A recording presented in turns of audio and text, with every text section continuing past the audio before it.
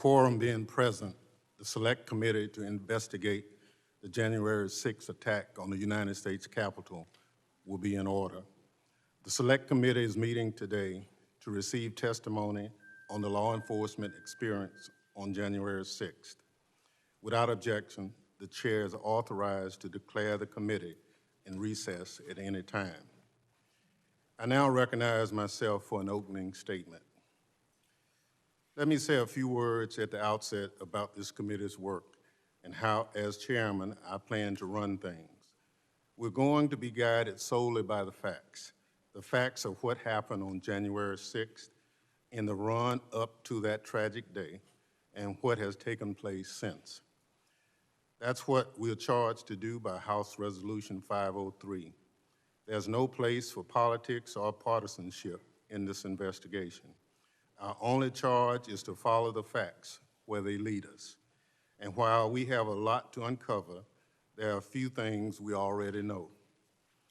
We know that the insurrection on January 6th was a violent attack that involved vicious assault on law enforcement. We know there's evidence in a coordinated, planned attack. We know that men and women who stormed the Capitol wanted to derail the peaceful transfer of power in this country. We know that 7 people lost their lives, that more than 140 police officers suffered injuries. We know that efforts to subvert our democracy are ongoing, and a major part of the Select Committee's work will be to find ways to eliminate that threat. We also know that the rioters came dangerously close to succeeding. If not for the heroism of the United States Capitol Police and the Metropolitan Police Department, many more lives might have been lost, and the rioters could have accomplished what they set out to do, upend American democracy. It's an honor to have 4 of these heroes sitting before us today. We welcome them for appearing here, and more importantly, for your heroism on January 6th. You have the gratitude of this committee and this country. You held the line that day. I can't overstate what was on the line, our democracy. You held the line. We're going to revisit some of those moments today, and it won't be easy, but history will remember your names and your actions. And it's important to think about history as this committee starts its work, and as we hear from these courageous men and to get answers for the American people, because we need to understand our history if we want to understand the significance of what happened on January 6th and our role as members of the People's House. I'm talking about the peaceful transfer of power. 200 years ago, in 1801, the House of Representatives did one of its jobs laid out in the Constitution. After a deadlock in the Electoral College, this body cast 36 ballots and ultimately settled the contest for President of the United States. What followed was the first peaceful transfer of power in our country's history. We know that since then, our history has been far from perfect. We've been torn apart and brought back together. We've struggled across generations to make our country's great vision a reality for all Americans. We won victories and we've suffered failures. But the peaceful transfer of power has stood as the pillar of our democracy. It's one of those things we rely on, a safeguard that we hold close, because as heated and angry and divided as we may be, whatever victories we celebrate or upheavals we endure, we can rest easy knowing that when the moment comes, our system guarantees that one party will hand the reins to another if that's the will of the people. And while our institutions endured, and while Joe Biden is the legitimately elected president of the United States, a peaceful transfer of power didn't happen this year. It did not happen. Let that sink in. Think about it. A violent mob was pointed toward the Capitol and told to win a trial by combat. Some descended on this city with clear plans to disrupt our democracy. One rioter said that they weren't there to commit violence, but that, I'm quoting, "We are just there to overthrow the government." I want to repeat that. I urge everyone to listen to those words and think about what they mean. We were just there to overthrow the government. They marched on the Capitol with the clear intentions of stopping the certification of the election. And when they encountered the police sworn to keep us safe, they went on the attack with bear spray, knives, tasers, hockey sticks, even flagpoles fashioned in clubs with the American flag still attached. And those rioters breached the Capitol. They smashed windows, scaled walls, broke down doors, and invaded the halls of Congress. It was a scene of violence in the citadel of our democracy, not seen since 1814, when British soldiers sacked the building.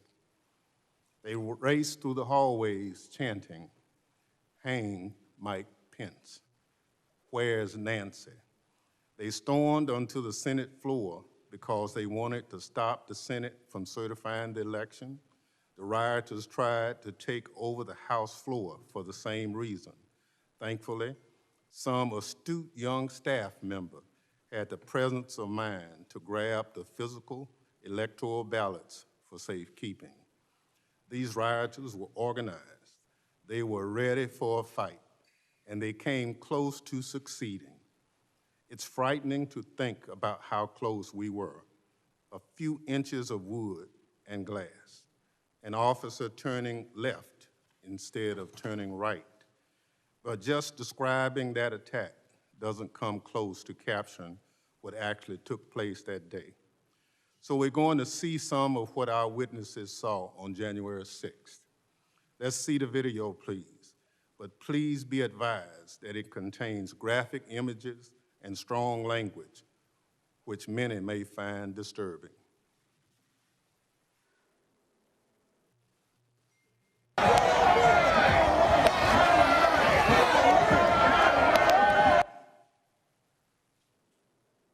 Hey, brother, we're boots on the ground here. We're moving on to Capitol now. I'll give you a boots on the ground update here in a few. Multiple Capitol entries! Multiple Capitol entries!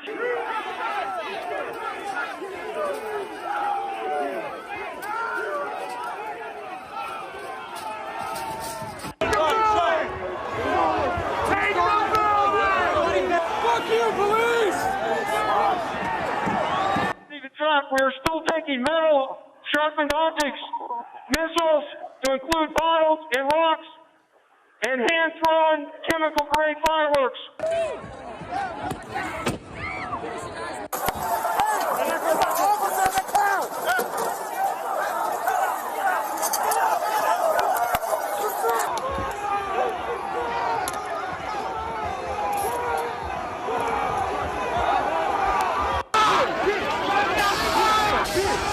This is now effectively a riot.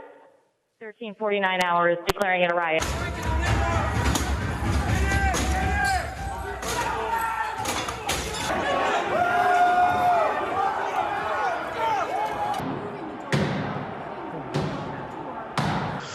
Okay, guys, apparently this tip of the spear has entered the Capitol building.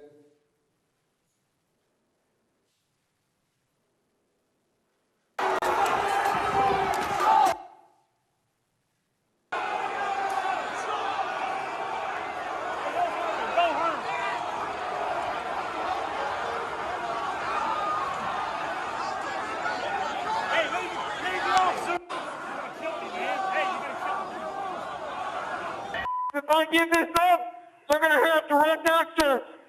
At least this Capitol we can defend.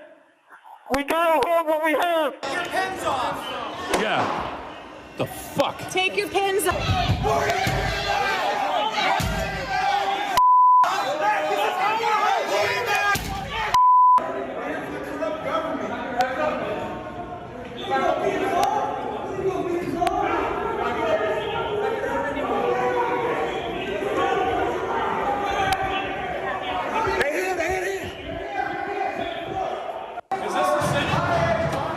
Where the fuck are they?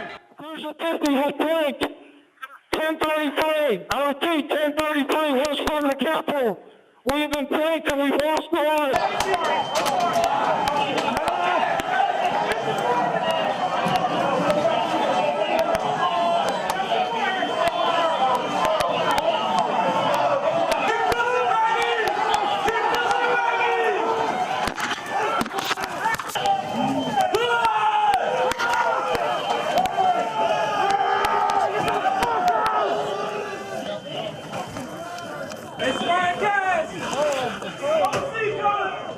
Lock the shields! Lock them together! Lock them together! We need fresh patriots abroad! Jimmy, get him to the back. Get him to the back. Get him to the back. Let's get some fresh faces up front.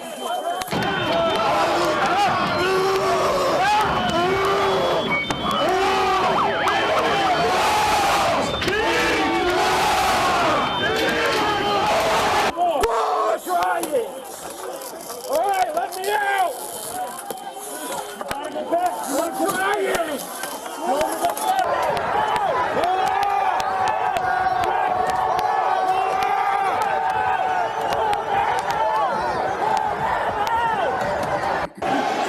Can I speak to Pelosi? Yeah, we're coming, bitch! Oh, my bitch, we're coming for you too, fucking traitor!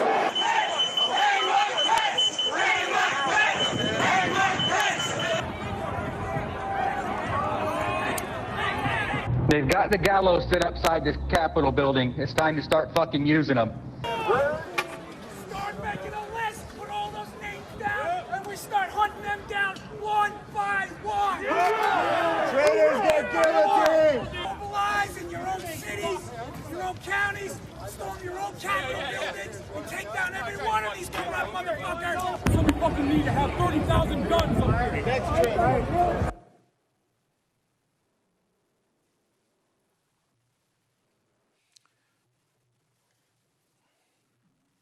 He'll be back, he warns us. It's just chilling. I thank God for our democracy and our republic withstood this assault. But that man's warning reminds us that this threat hasn't gone away. It looms over our democracy like a dark cloud. Some people are trying to deny what happened, to whitewash it, to turn the insurrectionists into martyrs.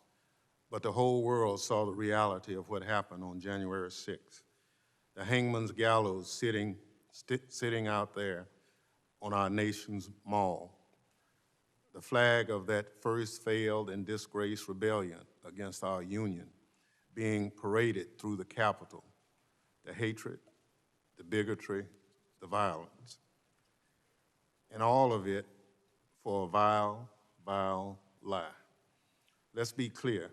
The rioters who tried to rob us of our democracy were propelled here by a lie.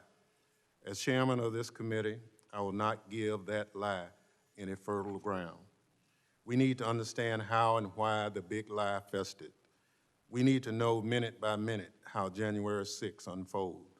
We need to understand how the rotten lie behind January 6th has continued to spread and feed the forces that would undermine American democracy. And we need to figure out how to fix the damage. It won't be easy, but I have tremendous confidence in the colleagues sitting to my left and right. These are men and women of courage and character. We did not ask for this, but the House of Representatives did its job to give this country its first peaceful transfer of power, and we'll do our job now to make sure the peaceful transfer of power remains a pillar of our democracy. We cannot allow ourselves to be undone by liars and cheaters.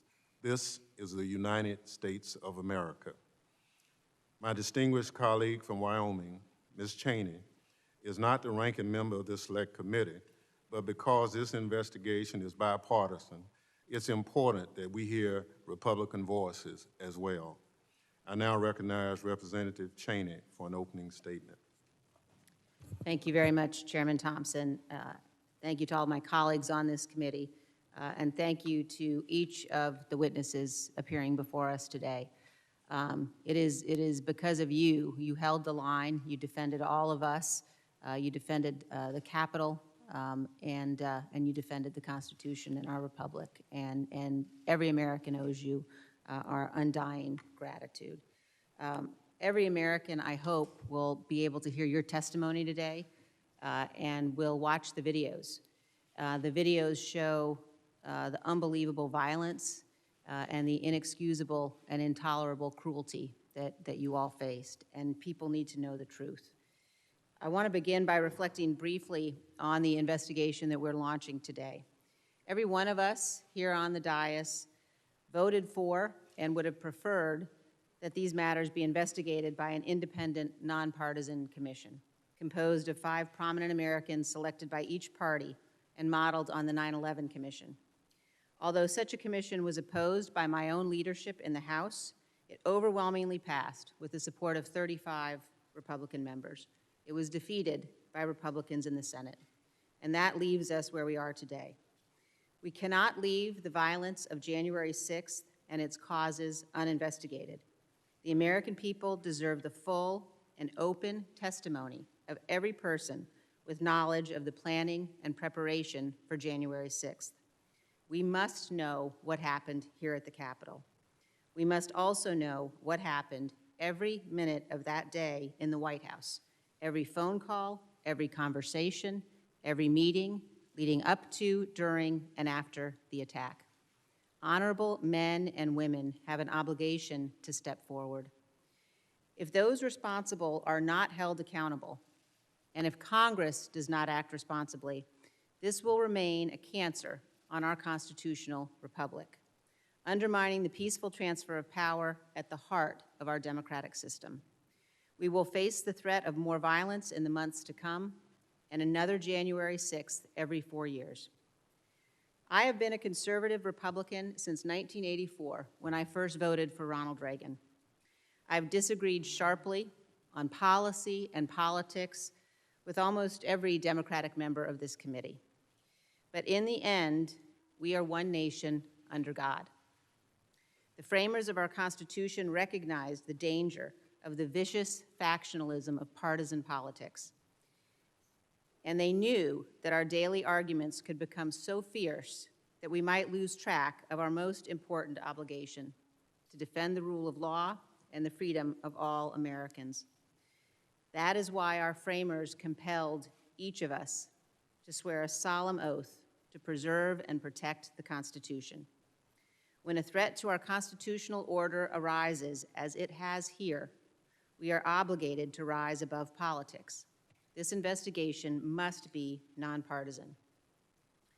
While we begin today by taking the public testimony of these 4 heroic men, we must also realize that the task of this committee will require persistence. We must issue and enforce subpoenas promptly. We must get to objective truth. We must overcome the many efforts we are already seeing to cover up and obscure the facts. On January 6th and in the days thereafter, almost all members of my party recognized the events of that day for what they actually were. One Republican, for example, said, quote, "What is happening at the U.S. Capitol right now is unacceptable and un-American. Those participating in lawlessness and violence must be arrested and prosecuted to the fullest extent of the law." No member of Congress should now attempt to defend the indefensible, obstruct this investigation, or whitewash what happened that day. We must act with honor and duty and in the interest of our nation. America is great because we preserve our democratic institutions at all costs. Until January 6th, we were proof positive for the world that a nation conceived in liberty could long endure. But now January 6th threatens our most sacred legacy. The question for every one of us who serves in Congress, for every elected official across this great nation, indeed for every American, is this: will we adhere to the rule of law? Will we respect the rulings of our courts? will we preserve the peaceful transition of power? Or will we be so blinded by partisanship that we throw away the miracle of America?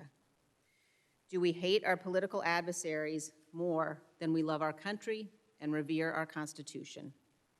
I pray that that is not the case. I pray that we all remember our children are watching as we carry out this solemn and sacred duty entrusted to us. Our children will know who stood for truth, and they will inherit the nation we hand to them, a republic if we can keep it. Thank you, Mr. Chairman. I yield back. Thank you, Representative Cheney. I will now introduce our witnesses. We're joined today by Sergeant Gonell of the United States Capitol Police. He's a 15-year veteran of the Capitol Police. He's assigned to a first responder unit in the United States Capitol Police's Uniformed Services Bureau. Before joining the Capitol Police, Sergeant Gonell served as 8 years in the United States Army and spent 545 days in Iraq, where his base was under constant mortar, rocket, and indirect fire by insurgents. He has received multiple awards and commendations for his military service. We're also joined by Officer Michael Fanone of the Metropolitan Police Department in Washington, D.C. Officer Fanone began his law enforcement career with the United States Capitol Police shortly after the terrorist attack of 9/11. For nearly 20 years, Officer Fanone has served the citizens of the District of Columbia in special units focusing on narcotics investigation and violent criminals. Officer Daniel Hodges is a member of the Civil Disturbance Unit 42 in the D.C. Metropolitan Police Department, where his responsibilities include riot response. Prior to his service on the Metropolitan Police Department, he served 6 years in the 116th Infantry Regiment, 3rd Battalion, as an indirect fire infantryman. U.S. Capitol Police Officer Harry Dunn is a 13-year veteran of the United States Capitol Police and a member of its first responder unit. His responsibilities include ensuring the integrity of the perimeter around the Capitol building. Officer Dunn has been among the first Capitol Police officers to describe what happened to law enforcement on January 6. I will now swear in our witnesses. Witnesses will please rise and raise their right hand.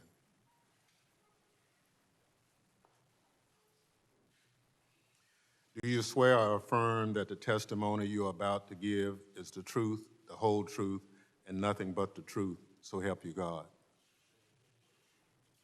Thank you. You may be seated.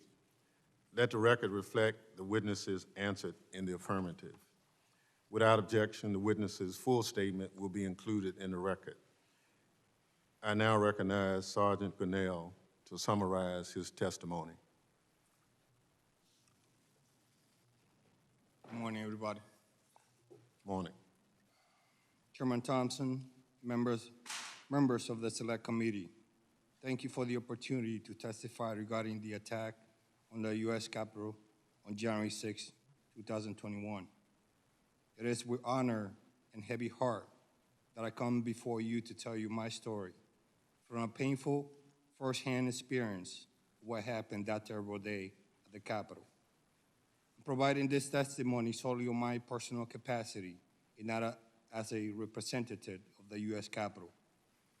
It is imperative that the events of January 6 are fully investigated, and the Congress and the American people know the truth of what actually occurred, and that all those responsible are held accountable, particularly to ensure that horrific and shameful event in our history never repeats itself. I applaud you for pursuing this objective.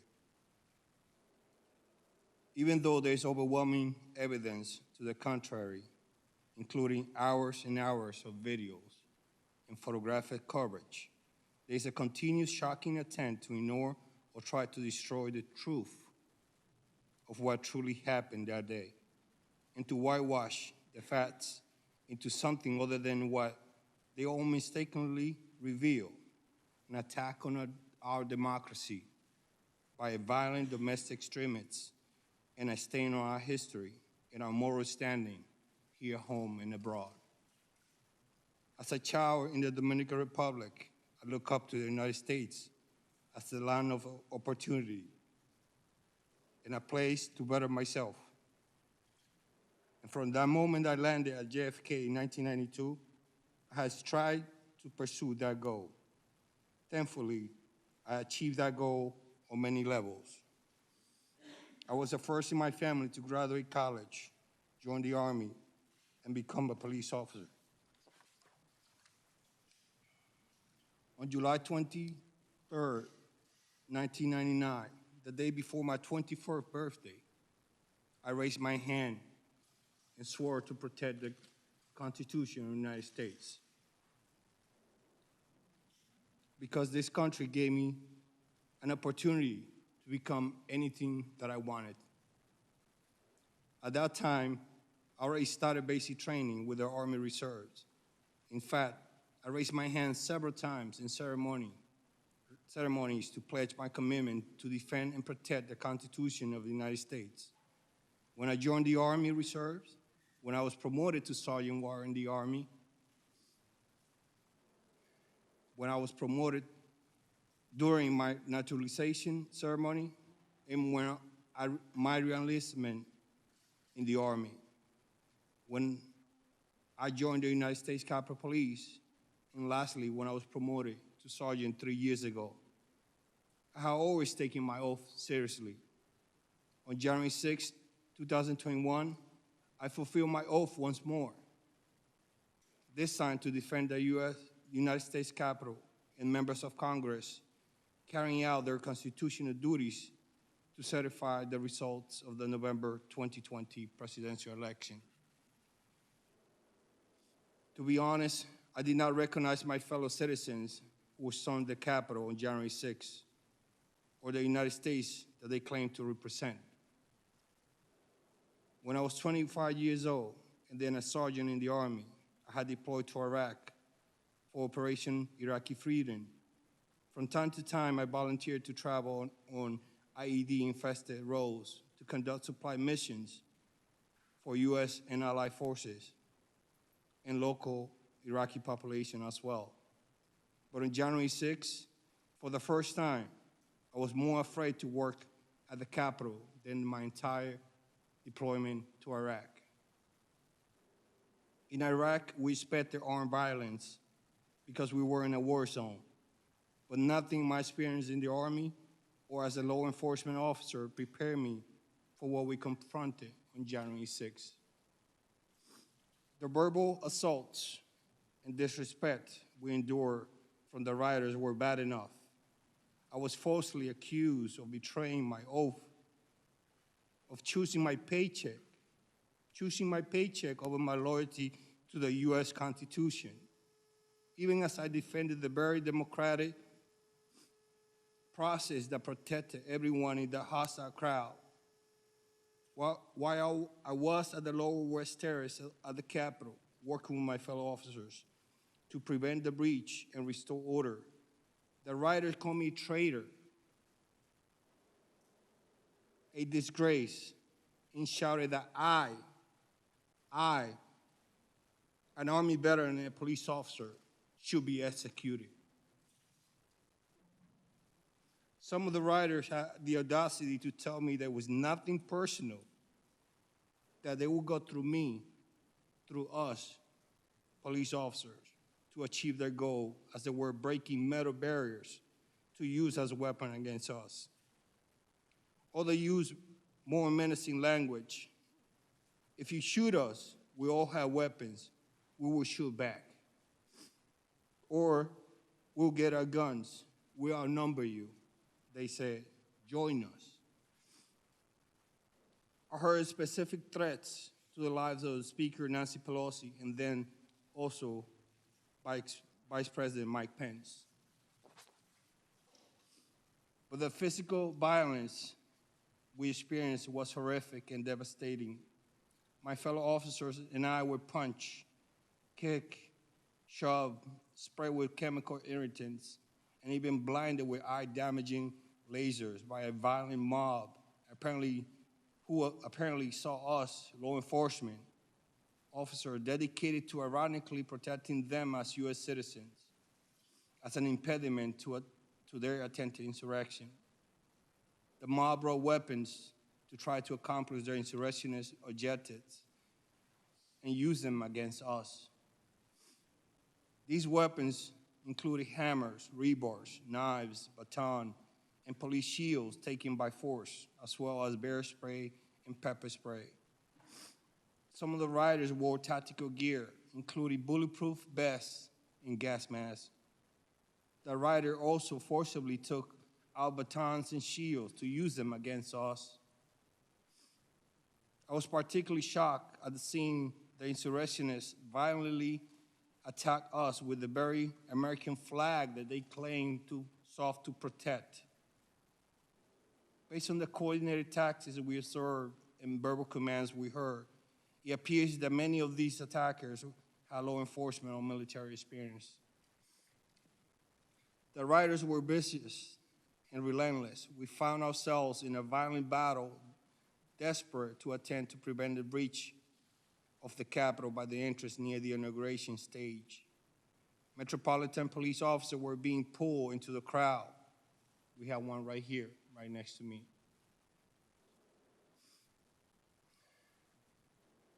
As we tried to push the rioters back from the breach in the Capitol, in my attempt to assist two MPD officers, I grabbed one by the officer by the back of the collar and pulled him back to the police line. When I tried to help the second officer, I fell on top of some police shields on the ground that were slippery because of the pepper spray and bear spray. Rioters immediately began to pull me by my leg, by my shield, by my gear strap on my left shoulder.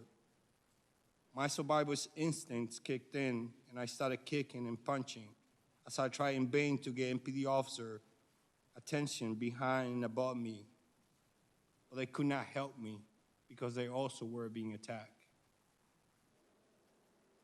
I finally was able to hit the rider who was grabbing me with my baton and able to stand. And then I continued to fend off new attackers as they kept rotating and attacking us again and again. What we were subjected that day was like something from a medieval battle. We fought hand to hand, inch by inch, to prevent an invasion of the Capitol by a violent mob intent on subverting our democratic process. My fellow officers and I were committed to not letting any rioters breach the Capitol. It was a prolonged and desperate struggle. The rioters attempted to breach the Capitol were shouting, "Trump, send us. Pick the right side. We want Trump." I vividly heard officers screaming in agony and pain just an arm length from me. I didn't know at that time, but that was Officer Hodges, and he's here today to testify. I, too, was being crushed by the rioters. I could feel myself losing oxygen and recall thinking to myself, this is how I'm going to die, defending this entrance. Many of the officers fighting alongside me were calling for shields because their shields had been stripped from them by the rioters. I was one of the few officers left with a shield, so I spent the majority of my time at the front of the line. I later find out that my wife and relatives were here in the U.S. and abroad.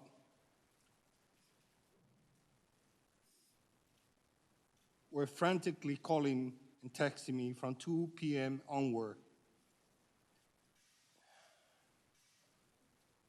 because they were watching the turmoil on television. It was now until 4:26 p.m. after giving CPR to one of the rioters who breached the Capitol in an effort to save her life that I finally had a chance to let my own family know that I was alive.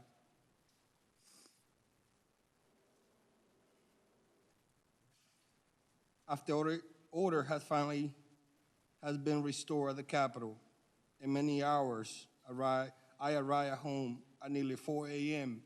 on January 7th. I had to push my wife away from me because she wanted to hug me.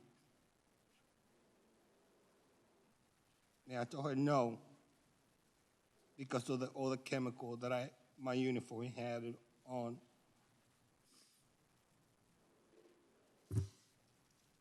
Sorry.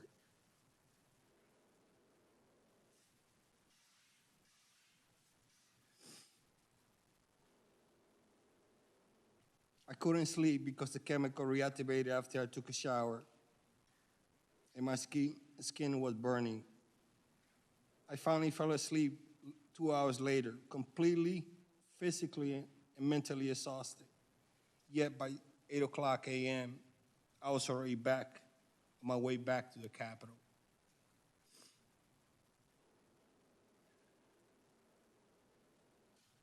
And I continued to work for 15 consecutive days until after the inauguration. I made sure to work despite my injuries because I wanted to continue doing my job and help secure the Capitol complex.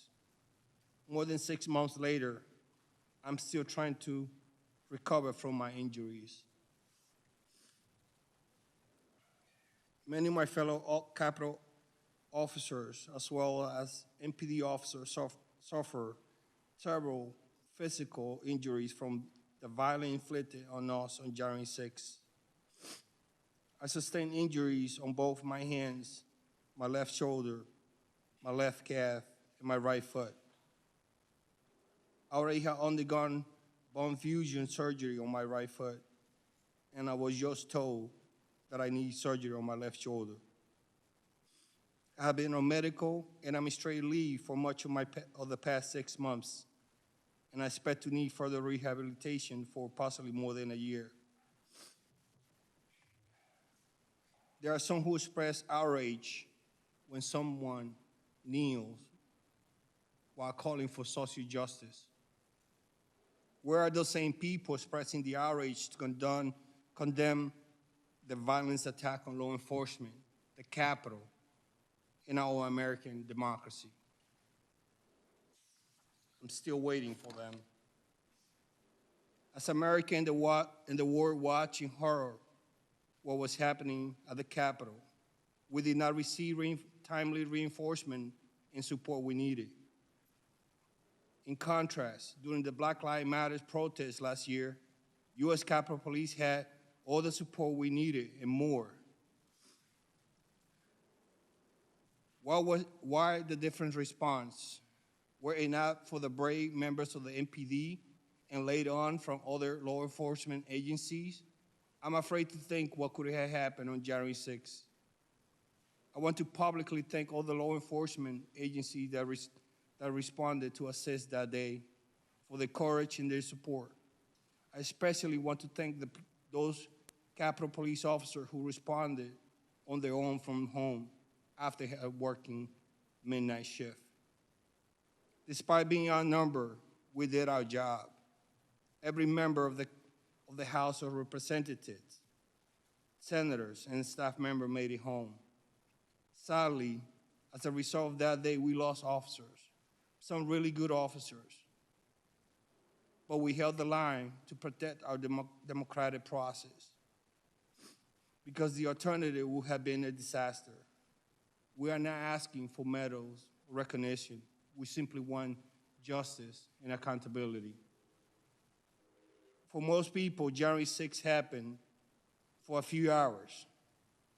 But for those of us who were in the thick of it, it has not ended. That day continued to be a constant trauma for us literally every day, whether because of our physical or emotional injuries or both. while it has not received much attention, sadly, many of my colleagues have quietly resigned from the Capitol because of that day. I'm also regularly called by law enforcement officials and prosecutors to help identify from photographs and videos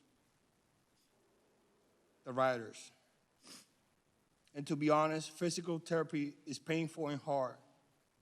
I could have lost my life that day, not once, but many times. But as soon as I recover from my injuries, I will continue forward and proudly serve my country in the U.S. Capitol Police. As an immigrant to the United States, I'm especially proud to have defended the U.S. Constitution and our democracy on January 6th.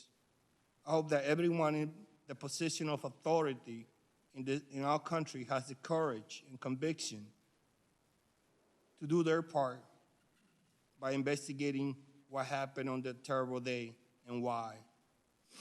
This investigation is essential to our democracy, and I'm deeply grateful to you for undertaking it. I'm happy to assist as I can and answer any question you may have to the best of my ability. Thank you. Thank you very much for your riveting testimony, Sergeant Gonell. I now recognize Officer Fanone to summarize his testimony.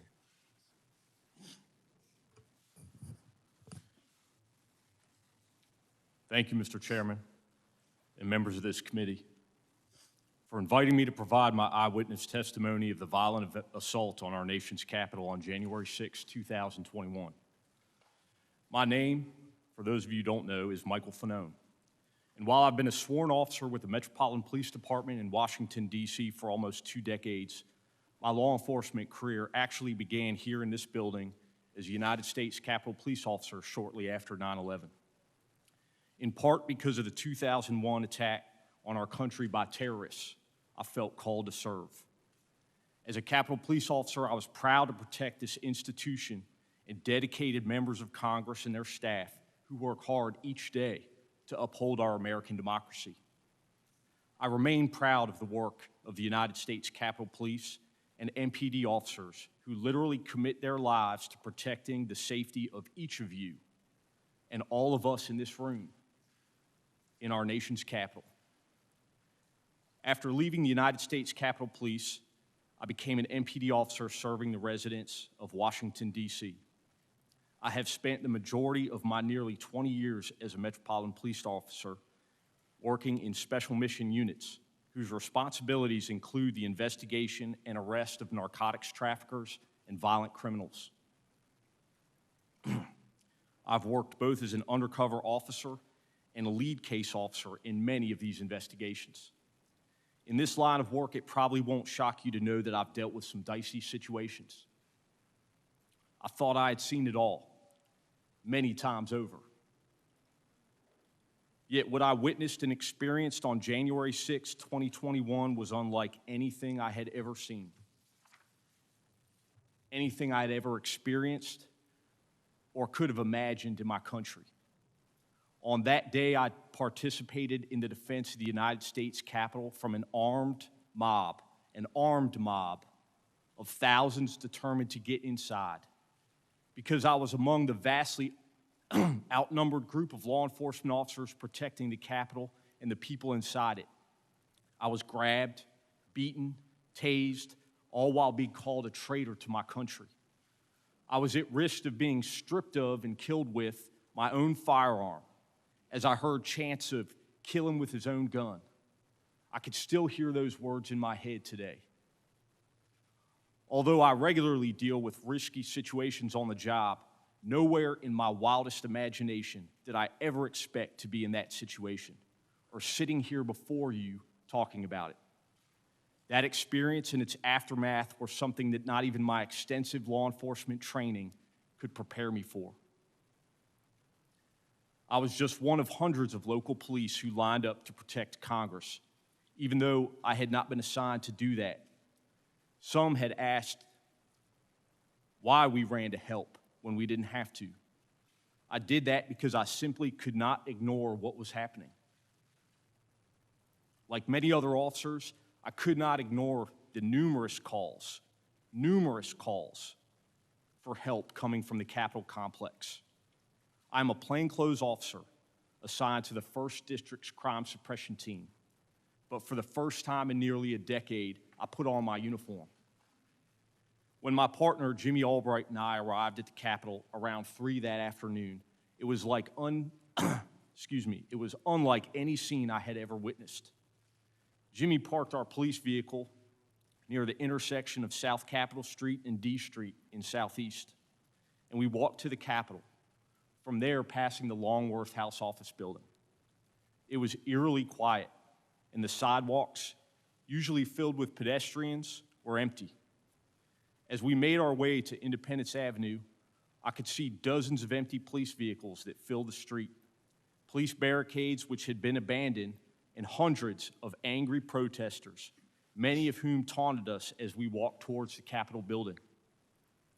Jimmy and I immediately began to search for an area where we could be of most assistance. We made our way through a door on the south side of the Capitol, walking then to the crypt and finally down to the lower West Terrace tunnel. It was there that I observed a police commander struggling to breathe as he dealt with the effects of CS gas that lingered in the air. Then I watched him collect himself, straighten his cap and trench coat adorned with its silver eagles, and return to the line. That commander was Ramey Kyle of the Metropolitan Police Department, and those images are etched into my memory, never to be forgotten. In the midst of that intense and chaotic scene, Commander Kyle remained cool, calm, and collected as he gave commands to his officers. "Hold the line," he shouted over the roar. Of course, that day, the line was the seat of our American government. Despite the confusion and stress of the situation, observing Ray's leadership, protecting a place I cared so much about, was the most inspirational moment of my life. The bravery he and others showed that day are the best examples of duty, honor, and service. Each of us who carries a badge should bring those core values to our work every day. The fighting in the lower West Terrace tunnel was nothing short of brutal. Here I observed approximately 30 police officers standing shoulder to shoulder, maybe 4 or 5 abreast, using the weight of their bodies to hold back the onslaught of violent attackers. Many of these officers were injured, bleeding, and fatigued, but they continued to hold the line. As I don't have to tell the members in this room, the tunnel is a narrow and long hallway. It is not the sort of space anyone would want to be pulled into hand-to-hand combat with an angry mob. Although the narrowness of the hallway provided what was probably the only chance of holding back the crowd from entering your personal offices, the House, and Senate chambers. In an attempt to assist injured officers, Jimmy and I asked them if they needed a break. There were no volunteers. Selflessly, those officers only identified other colleagues who may be in need of assistance. The fighting dragged on. I eventually joined the tactical line at the tunnel's entrance. I can remember looking around and being shocked by the sheer number of people fighting us. As my police body-worn camera shows, thousands upon thousands of people seemingly determined to get past us by any means necessary. At some point during the fighting, I was dragged from the line of officers and into the crowd. I heard someone scream, "I got one!" As I was swarmed by a violent mob, they ripped off my badge. They grabbed and stripped me of my radio. They seized ammunition that was secured to my body. They began to beat me with their fists and with what felt like hard metal objects. At one point, I came face to face with an attacker who repeatedly lunged for me and attempted to remove my firearm. I heard chanting from some in the crowd, "Get his gun," and "Kill him with his own gun." I was aware enough to recognize I was at risk of being stripped of and killed with my own firearm. I was electrocuted again and again and again. with a taser. I'm sure I was screaming, but I don't think I could even hear my own voice. My body camera captured the violence of the crowd directed toward me during those very frightening moments. It's an important part of the record for this committee's investigation and for the country's understanding of how I was assaulted and nearly killed as the mob attacked the Capitol that day. And I hope that everyone will be able to watch it. The portions of the video I've seen remain extremely painful for me to watch at times, but it is essential that everyone understands what really happened that tragic day. During those moments, I remember thinking there was a very good chance I would be torn apart or shot to death with my own weapon. I thought of my 4 daughters who might lose their dad. I remain grateful that no member of Congress had to go through the violent assault that I experienced that day. During the assault, I thought about using my firearm on my attackers, but I knew that if I did, I would be quickly overwhelmed. And that, in their minds, would provide them with the justification for killing me. So I instead decided to appeal to any humanity they might have. I said as loud as I could manage, "I've got kids." Thankfully, some in the crowd stepped in and assisted me. Those few individuals protected me from a crowd and inched me toward the Capitol until my fellow officers could rescue me. I was carried back inside. What happened afterwards is much less vivid. I had been beaten unconscious and remained so for more than 4 minutes. I know that Jimmy helped to evacuate me from the building and drove me to MedStar Washington Hospital Center, despite suffering significant injuries himself. At the hospital, doctors told me that I had suffered a heart attack, and I was later diagnosed with a concussion, a traumatic brain injury, and post-traumatic stress disorder. As my physical injuries gradually subsided and the adrenaline that had stayed with me for weeks waned, I've been left with the psychological trauma and the emotional anxiety of having survived such a horrific event. And my children continue to deal with the trauma of nearly losing their dad that day. What makes the struggle harder and more painful is to know so many of my fellow citizens, including so many of the people I put my life at risk to defend, are downplaying or outright denying what happened. I feel like I went to hell and back to protect them and the people in this room. But too many are now telling me that hell doesn't exist, or that hell actually wasn't that bad.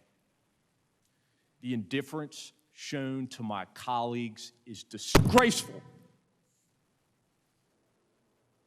My law enforcement career prepared me to cope with some of the aspects of this experience. Being an officer, you know your life is at risk whenever you walk out the door, even if you don't expect otherwise law-abiding citizens to take up arms against you.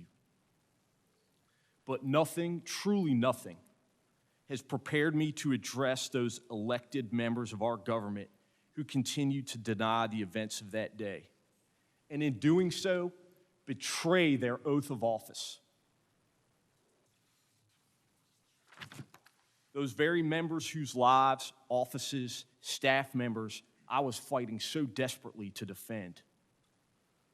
I agreed to speak here today and have talked publicly about what happened because I don't think our response to the insurrection should have anything to do with political parties. I know that what my partner Jimmy and I suited up for on January 6th didn't have anything to do with political parties or about politics or what political party any of you public servants belong to. I've worked in this city for 2 decades, and I've never cared about those things, no matter who was in office. All I've ever cared about is protecting you and the public, so you can do your job in service to this country and for those whom you represent. I appreciate your time and attention. I look forward to the committee's investigation, and I am hopeful with your commitment, we as a country will confront the truth of what happened on January 6th and do what is necessary to make sure this institution of our democracy never falls into the hands of a violent and angry mob.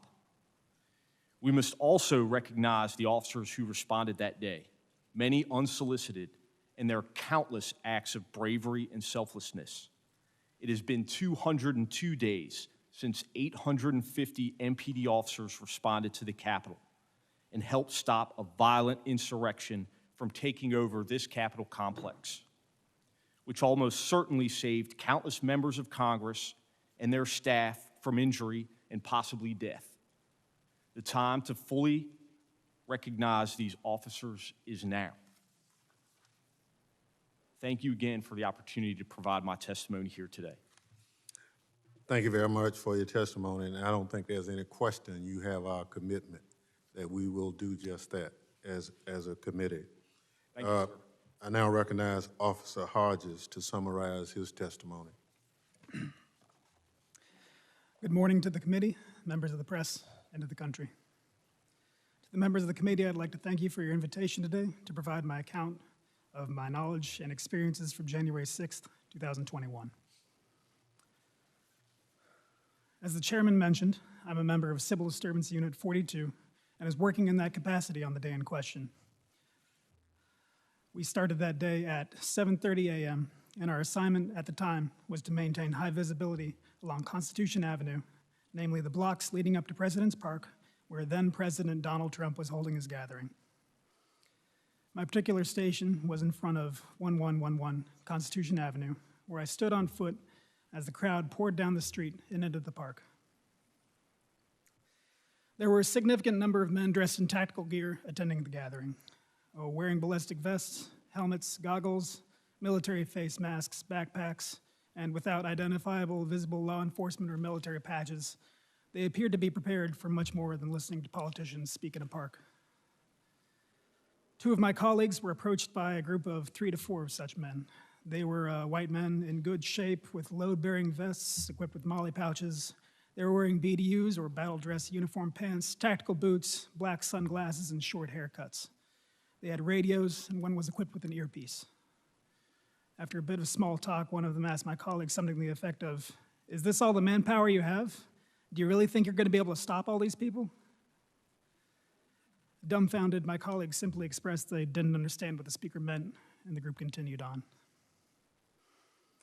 As the day went on and speakers in the park said their piece, I monitored the crowd on the radio.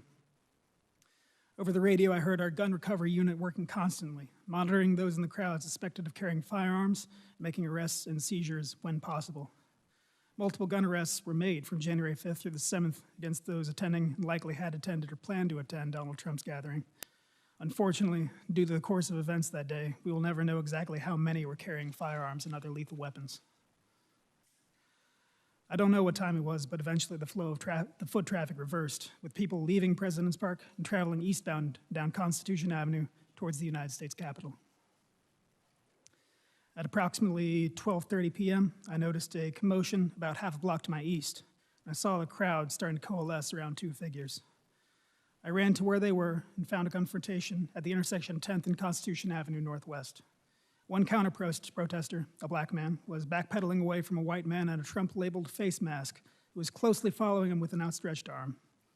Myself and my colleague first arrived and physically separated the two, but a crowd of Donald Trump's people had gathered. They attempted to bait the counter-protester into attacking, shouting insults such as, "Your mother's a whore," and accusing him of hiding behind the cops. Eventually, enough MPD members had gathered to move along the crowd, who continued eastbound toward the Capitol building, and the counter-protester departed northbound on 10th Street. Returning to my post, I continued to monitor the radio. I could hear Commander Glover leading the defense efforts at the Capitol as the protesters began their transition from peaceful assembly into terrorism. I became agitated and wished we could move in to support as I could hear the increasing desperation in the commander's voice, yet we still had to wait for our orders to change. And eventually they did. At approximately 1:30 p.m., the commander authorized rapid response platoons to deploy their hard gear and respond to the Capitol, including CDU-42. The last thing I remember hearing over the air before departing for the Capitol grounds was confirmation that our explosive ordnance disposal team had discovered a device. Given which unit was being associated with the device, I immediately realized MPD had discovered a bomb of some type near the Capitol. This thought was never far from my mind for the rest of the day. We ran back to our vans and got on our hard gear as quickly as we could. Navigating alternate routes to avoid the foot traffic, we drove as close as we could to the Capitol, disembarking at the northwest side of the Capitol grounds. We gave our gear a final check and marched towards the West Terrace. The crowd was thinner the further out from the Capitol you were. So as we marched, the resistance we initially met was verbal. A man sarcastically yelled, "Here come the boys in blue, so brave." Another called on us to remember your oath. There was plenty of booing. A woman called us stormtroopers. Another woman, who was part of the mob of terrorists laying siege to the Capitol of the United States, shouted traitors. More found appeal in this label and shouted traitors at us as we passed. One man attempted to turn it into a duosyllabic chant. We continued to march. We had been marching in two columns, but as we got closer to the West Terrace, the crowd became so dense that in order to progress, we marched single file, with our hands on the shoulders of the man in front of us in order to avoid separation. However, as we came close to the terrace, our line was divided and we came under attack. A man attempted to rip the baton from my hands, and we wrestled for control. I retained my weapon after I pushed him back. He yelled at me, "You're on the wrong team." Cut off from our leadership, which was at the front of our formation, we huddled up and assessed the threats surrounding us. One man tried and failed to build a rapport with me, shouting, "Are you my brother?" Another takes a different tack, shouting, "You will die on your knees." I was at the front of our group and determined we had to push our way through the crowd in order to join the defense proper. So I began shouting, "Make way," as I forged ahead, hoping that I'm clearing a path for others behind me to follow. However, as I looked back, I saw that the rest of the group came under attack and were unable to follow. The crowd attempted to physically bar the rest of the platoon from following. I backtracked and started pulling the terrorists off my team from their backpacks and their collars. Around this time, one of the terrorists who had scaled the scaffolding that adorned the Capitol at the time threw something heavy down at me and struck me in the head, disorienting me. I suspect this resulted in the likely concussion I dealt with in the weeks after. Another man attempted to disarm me of my baton, and again, we wrestled for control. He kicked me in my chest as we went to the ground. I was able to retain my baton again, but I ended up on my hands and knees and blind. The medical mask I was wearing at the time to protect myself from the coronavirus was pulled up over my eyes so I couldn't see. I braced myself against the impact of their blows and feared the worst. Thankfully, my platoon had repelled their own attackers and got me back on my feet. The crowd started chanting "USA" at us, and we struck out again for the West Terrace. I led the charge through the midst of crowd control munitions, explosions, and smoke engulfing the area. Terrorists were breaking apart the metal fencing and bike racks into individual pieces, presumably to use as weapons. Thankfully, we made it to the secondary defense line on the West Terrace that MPD and Capitol Police were managing to hold. The rest of my platoon got behind the line, and we could take stock of the situation. I realized that back during the previous assault, someone had stolen my radio. From that point on, I was in the dark as to our current status, when reinforcements would arrive. Terrorists were scaling the scaffolding on both our sides, the tower that was in front of us, and attempting to breach the waist-high metal fencing that was the only barrier we had aside from ourselves. The sea of people was punctuated throughout by flags, mostly variations of American flags and Trump flags. There was Gadsden flags. It was clear the terrorists perceived themselves to be Christians. I saw the Christian flag directly to my front. Another read, "Jesus is my savior, Trump is my president." Another, "Jesus is king." One flag read, "Don't give up the ship." Another had crossed rifles beneath the skull, emblazoned with the pattern of the American flag. To my perpetual confusion, I saw the thin blue line flag, a symbol of support for law enforcement, more than once being carried by the terrorists as they ignored our commands and continued to assault us. The acrid sting of CS gas or tear gas and OC spray, which is mace, hung in the air as the terrorists threw our own CS gas canisters back at us and sprayed us with their own OC. Either they bought themselves or stole from us. Later, I learned at least one of them was spraying us in the face with wasp spray. The terrorists alternated between attempting to break our defenses and shouting at or attempting to convert us. Men alleging to be veterans told us how they had fought for this country and were fighting for it again. One man tried to start a chant of 4 more years. Another shouted, "Do not attack us, we're not Black Lives Matter," as if political affiliation is how we determine when to use force. A man in a QAnon hoodie exclaims, "This is the time to choose which side of history to be on." A man whose shirt read, "God, Guns, and Trump" stood behind him, silently holding a Trump flag. A new man came to the front and fixated on me, continually berating me, telling me to take off my gear and give it to him, to show solidarity with we the people, or we're gonna run over you. His voice cracked with the strain and the volume of his threats. He continued, "Do you think your little pea-shooter guns are gonna stop this crowd? No, we're going in that building." Eventually, there was a surge in the crowd. The fence buckled and broke apart, and we were unable to hold the line. A chaotic melee ensued. Terrorists pushed through the line and engaged us in hand-to-hand combat. Several attempted to knock me over and steal my baton. One latched onto my face and got his thumb in my right eye, attempting to gouge it out. I cried out in pain and managed to shake him off.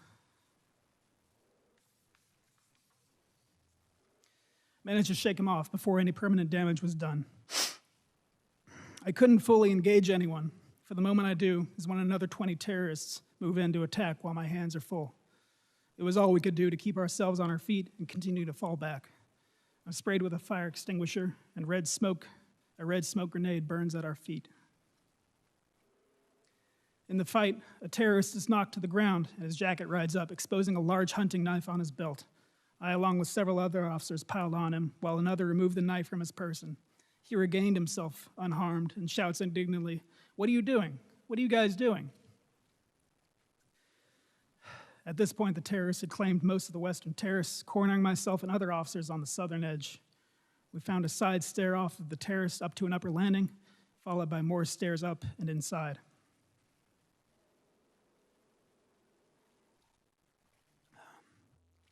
Inside the Capitol building, officers walked through the halls briefly until they found a place to sit, decontaminate their faces of OC and CS, and take a quick breather. I followed suit. Someone had managed to find a package of water bottles and was passing them out. I washed off my face as best I could, rinsed out my mouth, and drank the rest. I took the opportunity of relative safety to don my gas mask. Not long afterward, I heard someone calling for officers to move to assist. I steeled myself for another round and descended a stairway into a long hallway filled with smoke and screams. The Capitol building is labyrinthine, but judging from the sound of intense combat, I could tell this hallway led outside to where the terrorists had forced our retreat. Officers were stacked deep, but every so often one would fall back from the front line, nursing an injury or struggling to breathe, and those who remained would take a step forward. It was a battle of inches, with one side pushing the other a few, and then the other side regaining their ground. At the time, I, and I suspect many others in the hallway, did not know that the terrorists had gained entry into the building by breaking in doors and windows elsewhere, so we believed ours to be the last line of defense before the terrorists had true access to the building and to potentially our elected representatives.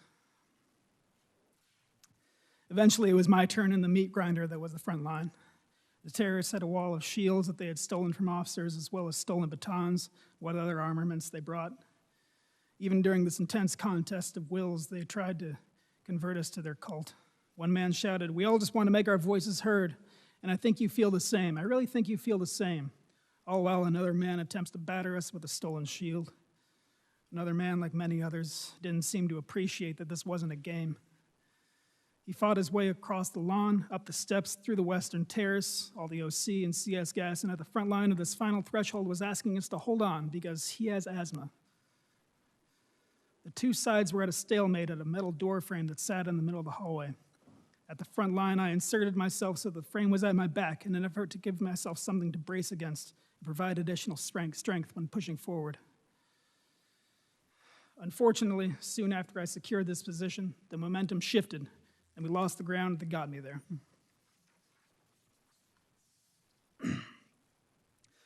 On my left was a man with a clear riot shield stolen during the assault. He slammed it against me and, with all the weight of the bodies pushing behind him, trapped me. My arms were pinned and effectively useless. trapped against either the shield on my left or the door frame on my right, with my posture granting me no functional strength or freedom of movement. I was effectively defenseless and gradually sustaining injury from the increasing pressure of the mob. Directly in front of me, a man seized the opportunity of my vulnerability. He grabbed the front of my gas mask and used it to beat my head against the door. He switched to pulling it off my head, the straps stretching against my skull and straining my neck. He never uttered any words I recognized, but opted instead for guttural screams. I remember him foaming at the mouth. He also put his cell phone in his mouth so that he had both hands free to assault me. Eventually, he succeeded in stripping away my gas mask, and a new rush of exposure to CS and OC spray hit me. The mob of terrorists were coordinating their efforts now, shouting, "Heave! Ho!" as they synchronized, pushing their weight forward, crushing me further against the middle door frame. The man in front of me grabbed my baton that I still held in my hands, and in my current state, I was unable to retain my weapon. He bashed me in the head and face with it, rupturing my lip and adding additional injury to my skull. At this point, I knew I couldn't sustain much more damage and remain upright. At best, I would collapse and be a liability to my colleagues. At worst, be dragged out into the crowd and lynched. Unable to move or otherwise signal the officers behind me that I needed to fall back, I did the only thing that I could do and screamed for help.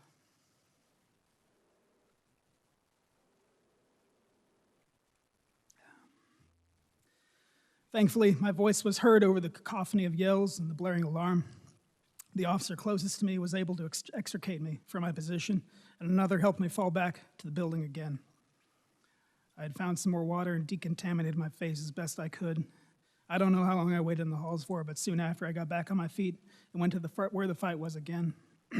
Until reinforcements arrived, every able body made a difference. Without my gas mask, I was afraid I'd be a liability in the hallway, so I took the exit outside of the upper landing above the West Terrace. I found a police line being held and the terrace encircling us, much like on the West Terrace lower. It was getting later in the day, however, and it appeared we weren't the only ones getting tired. It seemed most of the mob was content to yell rather than try and break our line again. After some time of guarding the upper landing, I saw reinforcements arrive from the south. I'm not sure which law enforcement agency it was, but I turned to them and I started clapping, as it was a sign that badly needed help was starting to finally arrive. Soon after that, I started feeling the effects of the day taking their toll and went back inside to rest. Gradually, all the members of CDU 42 gathered in the room known as the Capitol Crypt.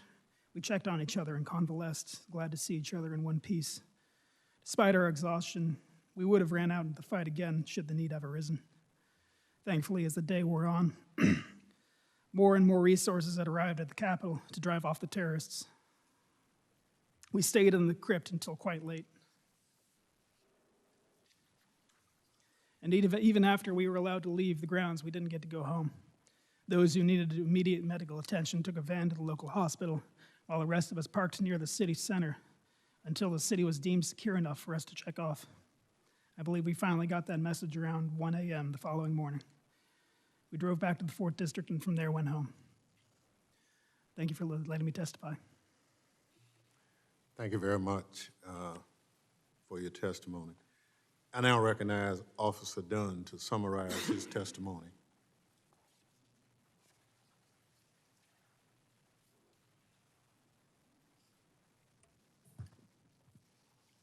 Chairman Thompson, members of the Select Committee, thank you for the opportunity today to give my account regarding the events of January 6, 2021.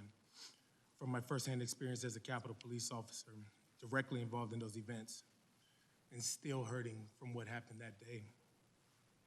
I'm providing this testimony solely in my personal capacity and not as a representative of the United States Capitol Police. Before I begin,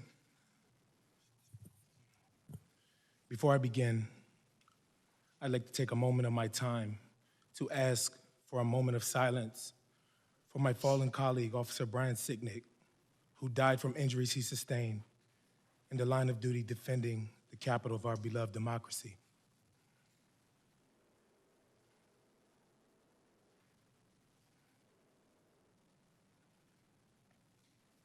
Thank you. I reported for duty at the Capitol as usual early on the morning of January 6th. We understood that the vote to certify President Biden's election would be taking place that day, and protests might occur outside the Capitol. But we expected any demonstrations to be peaceful expressions of First Amendment freedoms, just like the scores of demonstrations we had observed for many years. After roll call, I took my overwatch post on the east front of the Capitol, standing on the steps that led up to the Senate chamber. As the morning progressed, I did not see or hear anything that gave me cause for alarm. But around 10:56 a.m., I received a text message from a friend forwarding a screenshot of what appeared to be the potential plan of action, very different from a peaceful demonstration. The screenshot bore the caption, January 6th, Rally Point, Lincoln Park, and said the objective was the Capitol. It said, amongst other things, that Trump has given us marching orders and to keep your guns hidden. It urged people to bring your trauma kits and gas masks, to link up early in the day in 6 to 12-man teams. It indicated there would be time to arm up. Seeing that message caused me concern. To be sure, looking back now, it seemed to foreshadow what happened later. At the time, though, we had not received any threat warnings from our chain of command. I had no independent reason to believe that violence was headed our way. As the morning progressed and the crowd of protesters began to swell on the east side of the Capitol, many displaying Trump flags, the crowd was chanting slogans like, "Stop the steal," and "We want Trump." But the demonstration was still being conducted in a peaceful manner. Early that afternoon, Capitol Police Dispatch advised all units over the radio that we had an active 10100 at the Republican National Committee nearby. 10100 is police code for a suspicious package such as a potential bomb. That radio dispatch got my attention, and I started to get more nervous and worried, especially because the crowds on the east front of the Capitol were continuing to grow. Around the same time, I started receiving reports on the radio about large crowd movements around the Capitol, coming from the direction of the ellipse to both the west and east fronts of the Capitol. Then I heard urgent radio calls for additional officers to respond to the west side, and an exclamation, a desperate voice, that demonstrators on the west side had breached the fence. Now it was obvious that there was a direct threat to the Capitol. I quickly put on a steel chest plate, which weighs approximately 20 pounds, and carrying my M4 rifle, sprinted around the north side of the Capitol to the West Terrace and the railing of the inaugural stage, where I had a broad view of what was going on. I was stunned by what I saw. In what seemed like a sea of people, Capitol police officers and Metropolitan Police Officers, MPD, were engaged in desperate hand-to-hand fighting with rioters across the West Lawn. Until then, I had never seen anyone physically assault Capitol Police or MPD, let alone witness mass assaults being perpetrated on law enforcement officers. I witnessed the rioters using all kinds of weapons against officers, including flagpoles, metal bike racks that they had torn apart, and various kinds of projectiles. Officers were being bloodied in the fighting. Many were screaming, and many were blinded and coughing from chemical irritants being sprayed in their faces. I gave decontamination aid to as many officers as I could, flushing their eyes with water to dilute the chemical irritants. Soon thereafter, I heard, "Attention all units, the Capitol has been breached," and that rioters were in various places inside the building. At that point, I rushed into the Capitol with another officer, going first to the basement on the Senate side, where I'd heard an MPD officer needed a defibrillator. After returning outside to the West Terrace to assist officers, I went back into the Capitol and up the stairs towards the crypt. There I saw rioters who had invaded the Capitol carrying a Confederate flag, a red MAGA flag, and a Don't Tread on Me flag. I decided to stand my ground there to prevent any rioters from heading down the stairs to the Lower West Terrace entrance, because that's where officers were getting decontamination aid and were particularly vulnerable. At the top of the stairs, I confronted a group of insurrectionists, warning them do not go down those steps. One of them shouted, "Keep moving, patriots." Another displayed what looked like a law enforcement badge and told me, "We're doing this for you." One of the invaders approached me like he was going to try to get past me and head down the stairs. I hit him, knocking him down. After getting relieved by other officers in the crypt, I took off running upstairs towards the speaker's lobby and helped a plainclothes officer who was getting hassled by insurrectionists. Some of them were dressed like members of a militia group, wearing tactical vests, cargo pants, and body armor. I was physically exhausted, and it was hard to breathe and to see because of all the chemical spray in the air.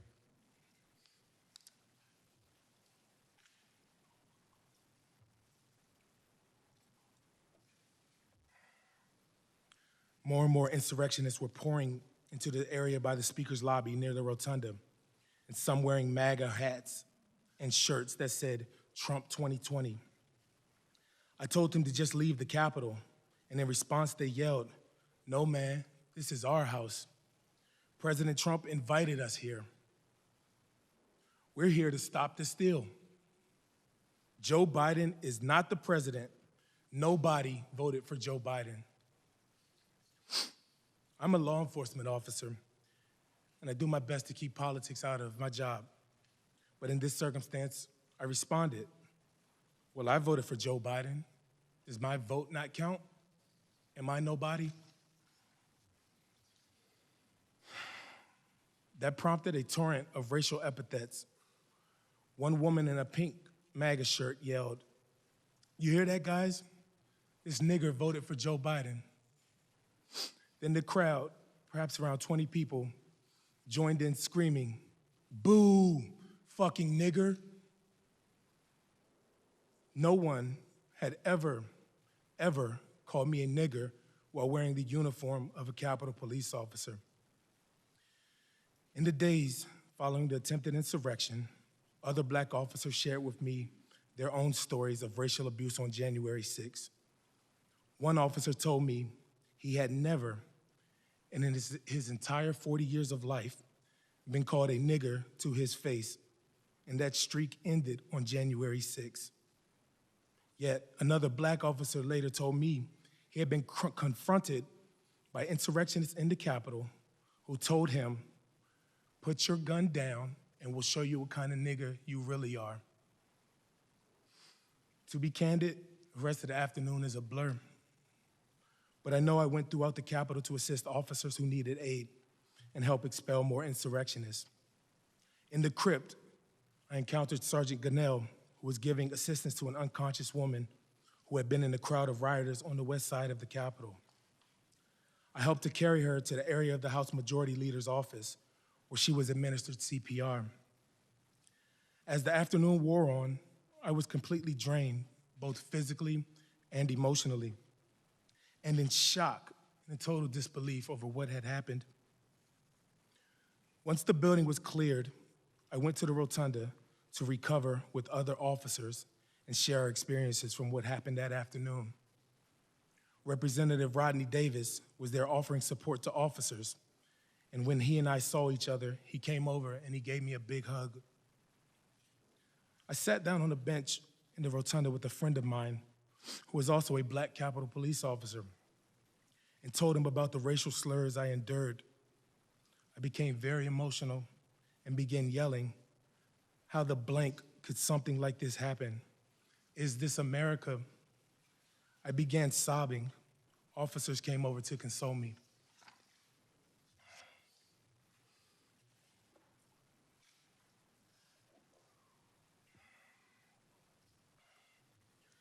Later on January 6th, after order and security had been restored in the Capitol through the hard work and sacrifices of law enforcement, members took the floor of the House to speak out about what had happened that day. Among them was House Minority Leader Kevin McCarthy, who, along with my fellow officers, I had protected that day and will protect today and tomorrow. I had protected that day and will protect today and tomorrow. And the minority leader, to his great credit, said the following to the House: "The violence, destruction, and chaos we saw earlier was unacceptable, undemocratic, and un-American. It was the saddest day I've ever had serving in this institution," end quote. Members of the Select Committee, the minority leader was absolutely right. How he described what took place in the Capitol. And for those of us in the Capitol Police who serve and revere this institution and who love the Capitol building, it was the saddest day for us as well. More than 6 months later, January 6th still isn't over for me. I've had to avail myself of multiple counseling sessions from the Capitol Police Employee Assistance Program, and I'm now receiving private counseling therapy for the persistent emotional trauma of that day. I've also participated in many peer support programs with fellow law enforcement officers from around the United States. I know so many other officers continue to hurt, both physically and emotionally. I want to take this moment to speak to my fellow officers about the emotions they are continuing to experience from the events of January 6th.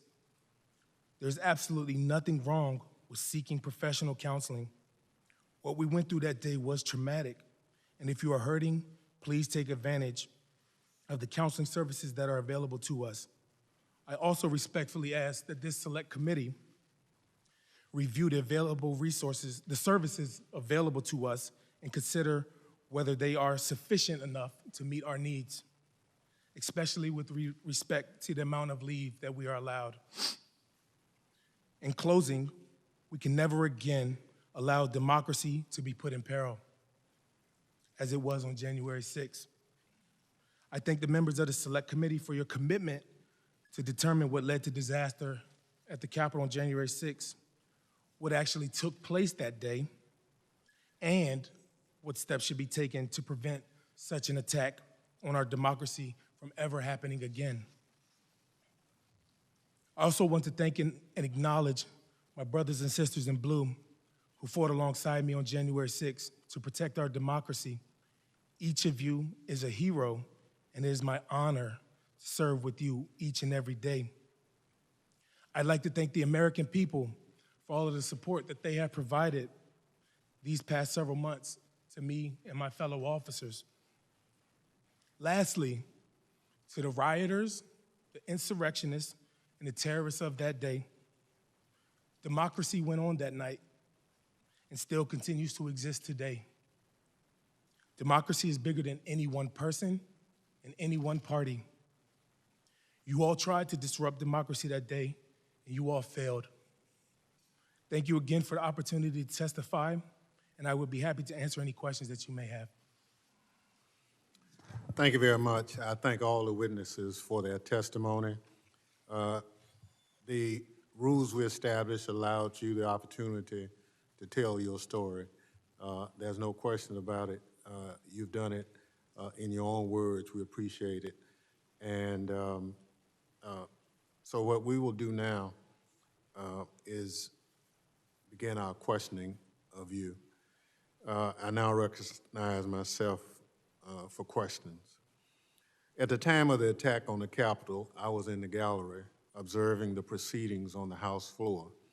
While members of Congress were being protected by the police, you, the patriots protecting the Capitol and our very democracy, were being attacked by the mob outside. I want to learn more about what you did and what you witnessed. Officer Fanone, as a narcotics officer, you weren't supposed to be at the Capitol on January 6th, is that right? Yes, sir, that's correct. What prompted you to come to the Capitol?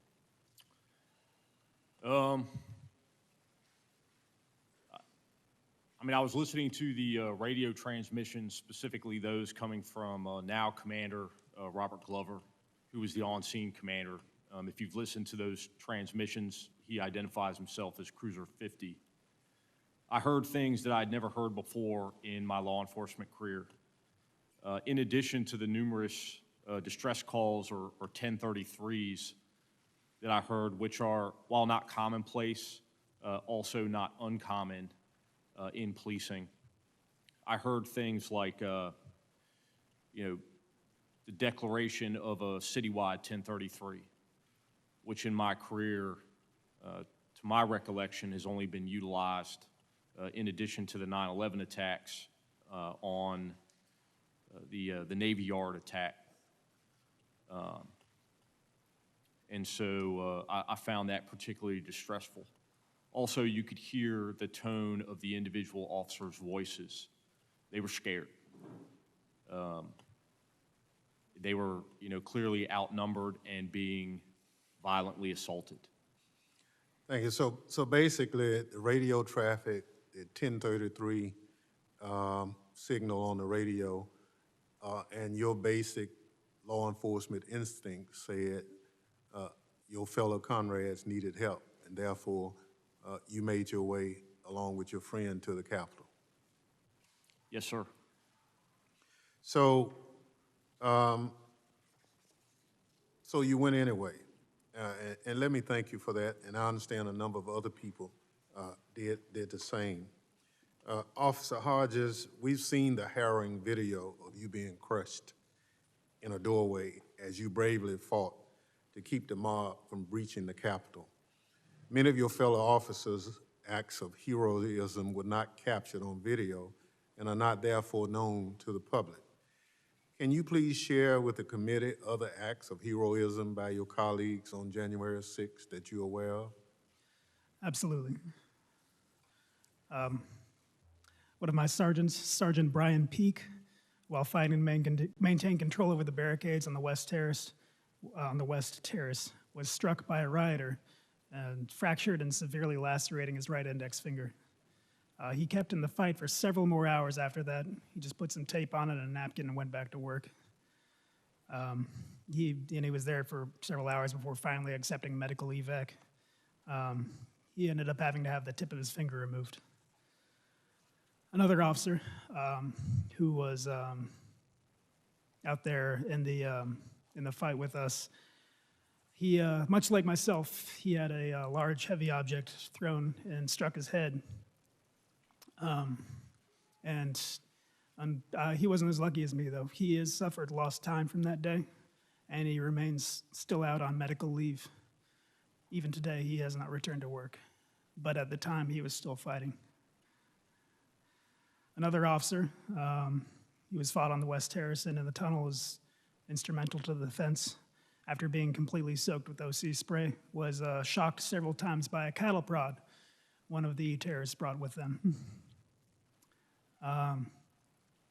When I went over my testimony, my opening statement before, I mentioned that we were attacked outside the secondary defense line on the West Terrace, and after we rallied there, we continued onward. I know that another officer found a Capitol Police officer who was being dragged out into the crowd, and he was unable to signal to us what was going on, so he charged in there by himself and got that officer back out of there. And in the process, hyperextended his knee and took several other injuries. The Washington Post and Carnegie Mellon University have estimated that there were about 9,400 terrorists out there, and I would say we had about 150, 175 officers. So any one of them could tell you any amounts of heroic acts or injuries they sustained, but these are just a few that I know of. Thank you very much. Officer Gonell, you talked about your tour in Iraq and what have you, and thank you for your service. Can you give the committee a sense of comparing those two and experiences with what you experienced on January 6th? Sure. Back when I was in Iraq and sometime on a convoy mission to provide mutual support or taking care packages, whatnot, to my other units and detachment, whatnot. We went through roadside bomb infested IED, whatnot, convoys, whatnot. And my fear were minimal around that time. It was not as constant. I know we knew at that time that we could run over an IED, and that was it. But at least we knew that we were in a combat zone. Here in our country, in our very own capital, we are being attacked. Not once, but multiple times. We had. Can you pull the microphone to you just a little bit? Not only we were attacked one time, but it was multiple times, over and over, different people. They hit us, and then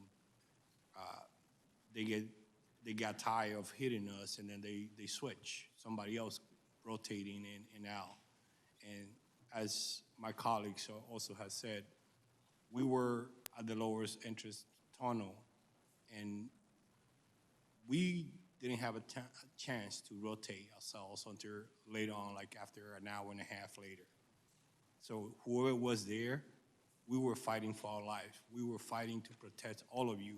In our mind, that time at that entrance, that was it. That was the point of breach, and we were not letting them in.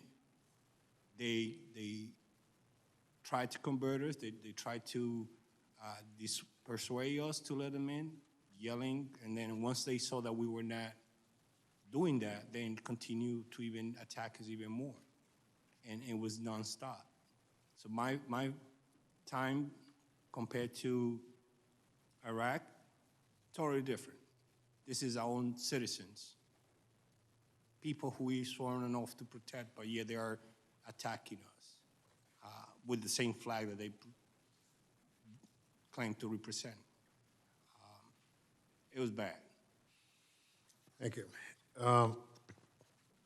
Officer Dunn, you talked about being called the N-word. You talked about being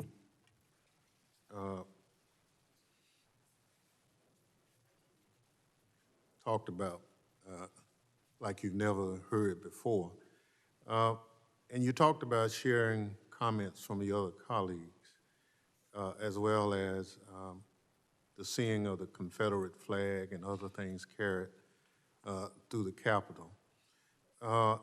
As an African-American law enforcement officer, can you give us, this committee and those who are watching, how you felt defending the Capitol on that day, being called that and seeing the symbols of the Confederacy going through the Capitol at the same time? Yes, sir. Thank you for your question. To be frank, while the attack was happening, I didn't view it, and I wasn't able to process it as a racial attack. I was just trying to survive that day and get home. When I did have a moment to process it, I think that's in the rotunda where I became so emotional, because I was able to process everything that happened. And it was just so overwhelming, and it's so disheartening and disappointing that we live in a country with people like that, that attack you because of the color of your skin, just to hurt you. Those words are weapons. Thankfully, at the moment, it didn't hinder me from doing my job. But once I was able to process it, it hurt. It hurt just reading it now and just thinking about it, that people demonize you because of the color of your skin, when my blood is red. I'm an American citizen. I'm a police officer, I'm a peace officer. I'm here to defend this country, defend everybody in this building, not just the members, all the staff, guests, everybody. It just hurts that we have people in this country that result to that, regardless of your actions and what you desire to do and to make a difference out there. It's disheartening, so. Thank you, but because of your heroism on that day, lives were saved and our democracy was preserved, in large part because you gave all of you, for that day on January 6th. I assure you this committee will ensure there's a comprehensive account of your heroic acts of that day. And your testimony this morning is an essential part of that record. Thank you for your service to this country and for coming before us today. The chair now recognizes members for questions they may wish to ask the witnesses. The gentlewoman from Wyoming, Ms. Cheney, is recognized.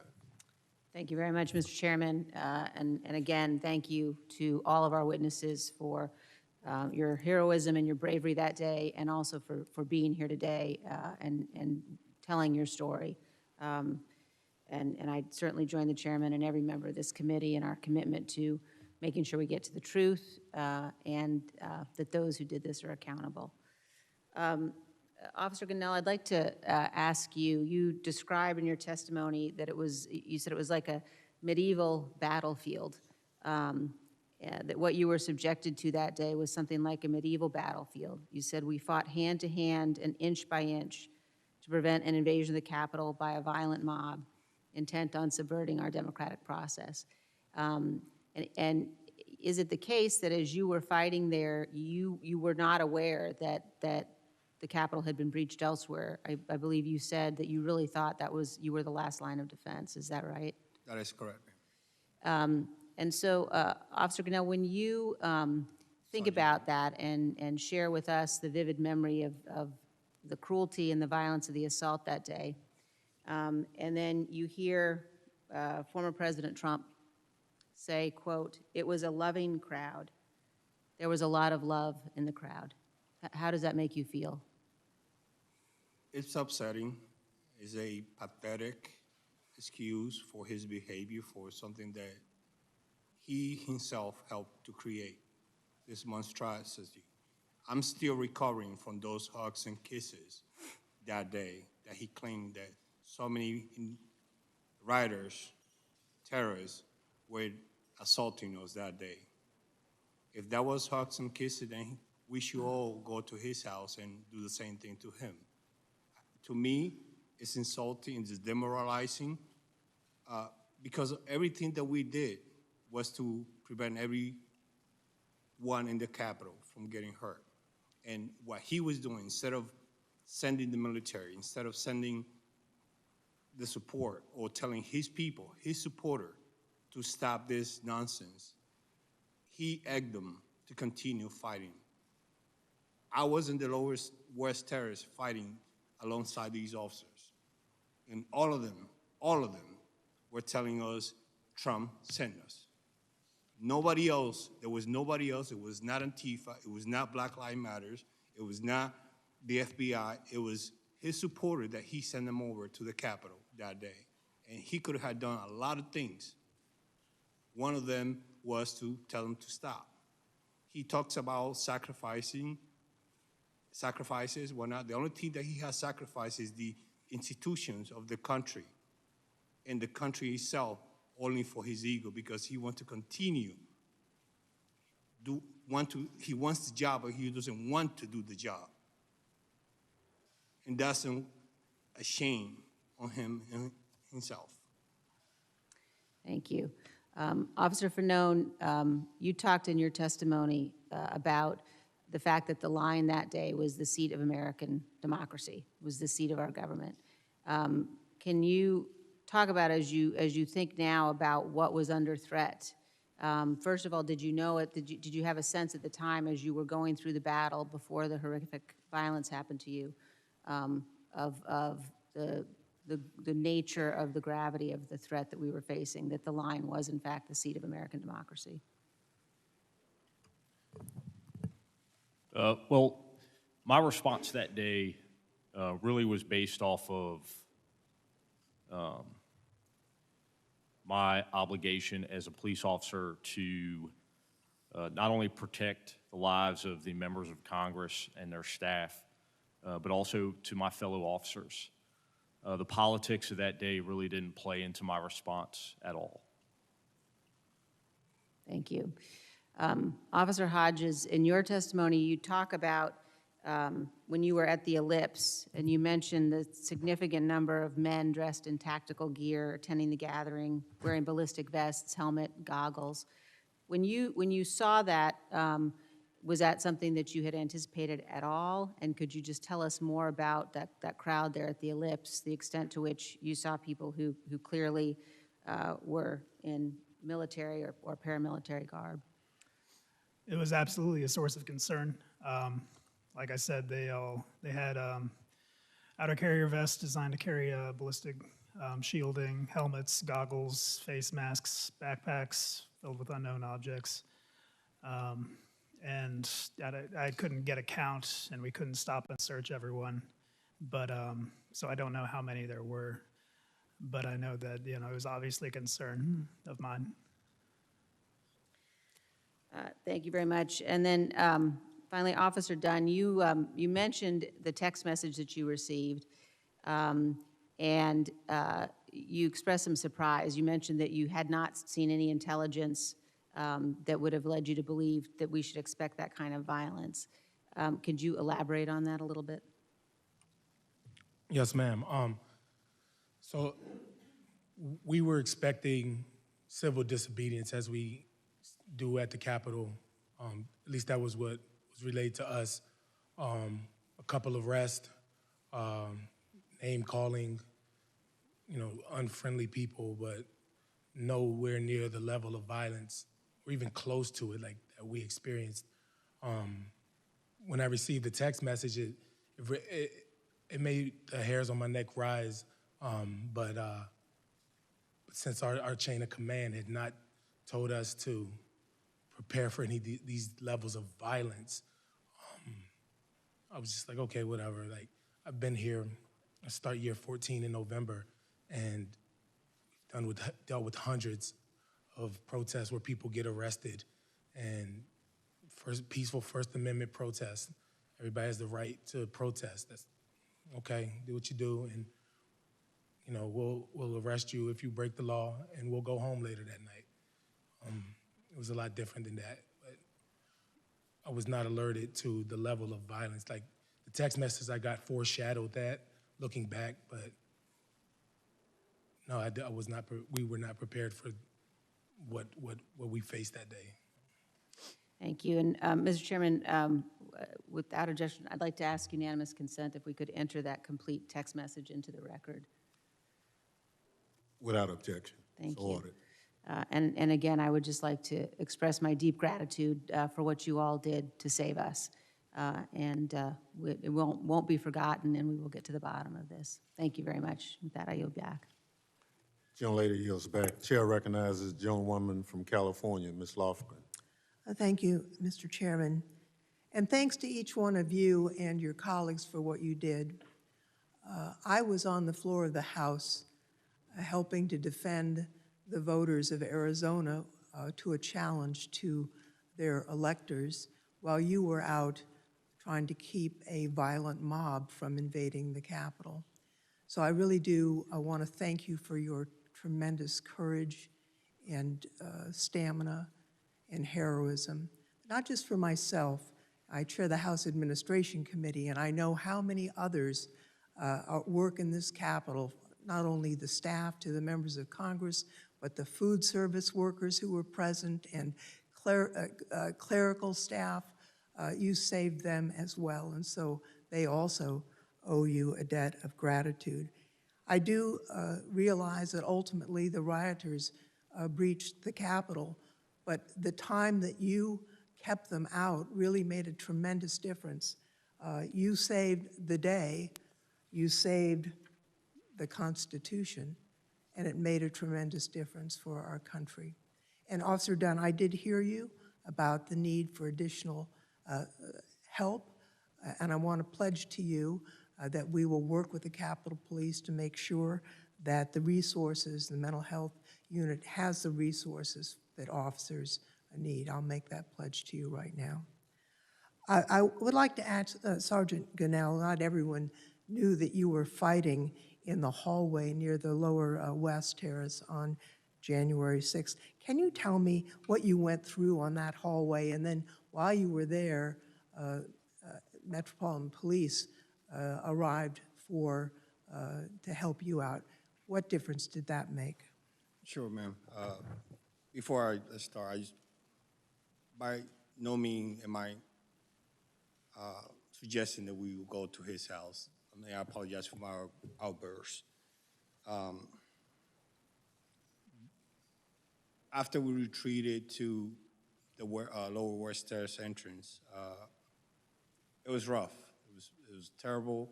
Everything that was happening to us, it was simultaneously. And we didn't have a lot of support. We had probably like 50 officers at most when we went back in. And once we were there, we started saying to ourselves, this is it, this is the entrance where they're gonna try to breach. We're gonna hold the line. We're gonna do everything possible without even coordinating among ourselves. The few officers who were still carrying shields, we automatically assumed position in the front. Some of those shields were taken, ripped apart from the officer's hand. Some of the officers also got concussed because they were hit with the same shields they were holding, because that was so violently taken from them that they were concussed. We did multiple struggles in terms of fighting. My shield was round, and I was able to get some strikes, but because we were in so close quarters, it was hard for us to even do that. The only thing we were allowed to was push forward. Whoever had shields, stay in the front, and whoever was behind the people with the shield, then they were striking those riders. At some point, I fell on top of the floor, on the floor on top of some shields, trying to help and assist some of the officers. And I got pulled to the crowd. Luckily, I was able to free myself and stand up. Later on, the second time I went back to the front, that's when Officer Hodges was getting trampled. I was getting trampled because just a mere force of the riders pushing forward and police officer pushing out, we were getting trampled in the middle. So it was very terrible thing that happened to us there. Officer Fanone, before I ask you a question, I'd like to show a brief video clip of some of what you went through today. I realize this can be difficult to watch, but I think it's important for the public to see.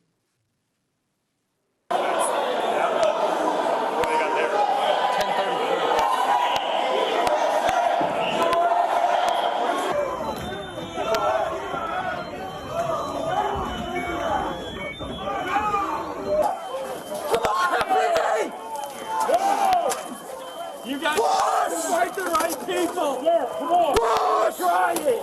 I got you, Mike. That's my hand when you're good.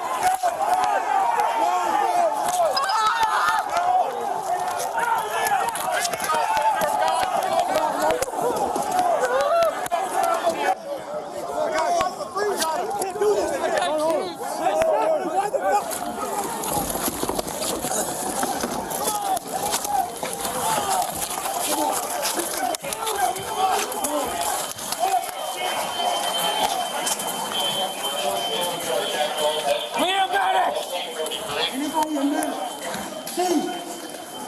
EMTs now! Mike, stay in there, buddy. Mike, it's Jimmy. I'm here. Mike. Almost all of that was from your body camera footage. Can you walk us through what we've just seen, Officer Fanone? Well, I believe the first portion of that video began, was my body-worn camera footage from the crypt area of the Capitol Rotunda. It was there that I first heard the 1033 or distress call come out from the Lower West Terrace tunnel, which I didn't realize at the time was only a few hundred yards away from where I was at. I told my partner, Jimmy Albright, who was there with me, that there was a 1033 coming out from the Lower West Terrace. We tried to get our bearings and figure out which way that might be. We asked a group of Capitol police officers, and they directed us down a set of stairs. From there, Jimmy and I walked down to the Lower West Terrace tunnel.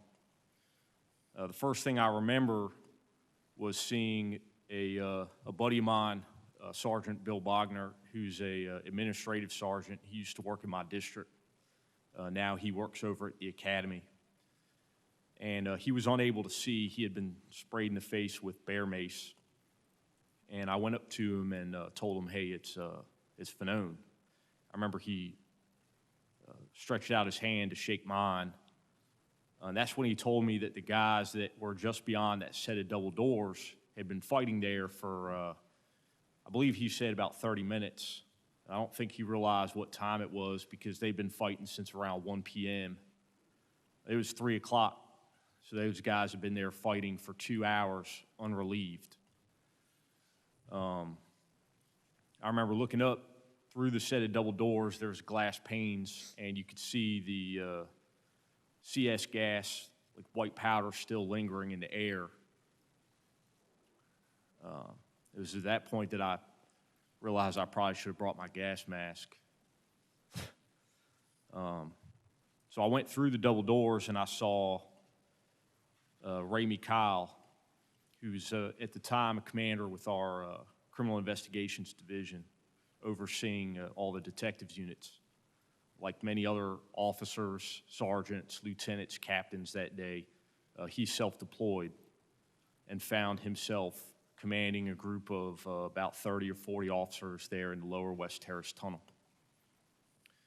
Commander Kyle was having a difficult time breathing. I remember I followed him back out through the set of double doors into that initial hallway as he kind of cleared himself, straightened himself up. I described it before. I thought he looked like George Patton. I remember he put his hat back on and walked right back out through the doorway into the tunnel, and I followed him. It was at that point, I think, when I started approaching that group of officers there, defending the doorway, that I realized the gravity of the situation. My initial thought was these guys look like they look beat to hell. And, you know, maybe I could try to get in there and get some guys some help. So I told Jimmy that, you know, we needed to get in there and try to offer assistance. And that's what we did initially. We started making our way through the crowd of officers, yelling out, who needs a break? And like I said in my initial testimony, there were no volunteers. There were officers who identified other colleagues who were in need of help.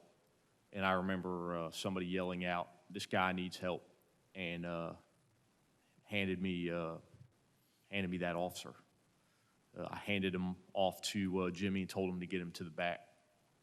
And I continued to make my way up to the front lines.